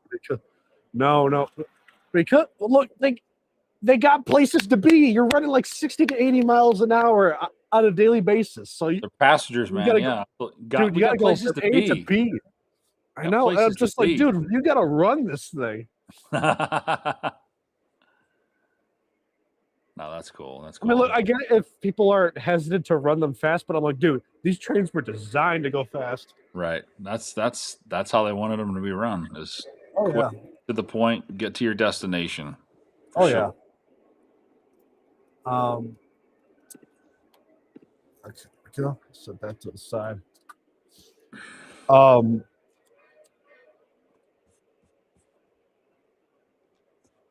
That's one thing I think I should eventually get you into is getting at least one Michigan, engine. At least one. I mean, yeah, New York Central ran out there, so why not? Well, I mean, could get into some Grand Trunk. Grand Trunk Western, yeah, we could do that. We could use some GT. I mean, it's not too common, but it's not too rare. Right. That's a good balance, for sure. So I mean, if you're looking to get out into Michigan, that's definitely a good railroad. There you go. What's up, Newt? Newt's back in. He purposely got out of the stream, hacked it, and then came back in. Man, this video is really bothering me. I don't know why it's I not know. working. Crazy. All right, boys. So what we're gonna do? Understand. We're gonna pop off here. And are you going live tomorrow, Dan? Unfortunately, I won't. I've got company tomorrow. You got company tomorrow. So Dan's not going live tomorrow, but Mad Mike will be going live. So check him out. But next week we'll be back, and I think we're gonna have Dan back on. I think he's gonna be back on next Wednesday. We're gonna bring him back on. Okay. So I'd be interested. We had a good stream, guys. We had a lot of people on tonight. A lot of people asking us some good questions, good feedback. So what we'll do is we'll end this one here, and then we'll reconvene next week, 7 p.m. We'll get Dan back on probably around the same time, about 8 o'clock. Finish out the night, and hopefully my video decides not to take a crap on me. If you need some help on it, I'd be more than happy to try to help. We'll figure it out. Yeah. All right, boys. We appreciate you being here, and thanks for coming, and we'll see you on the next one.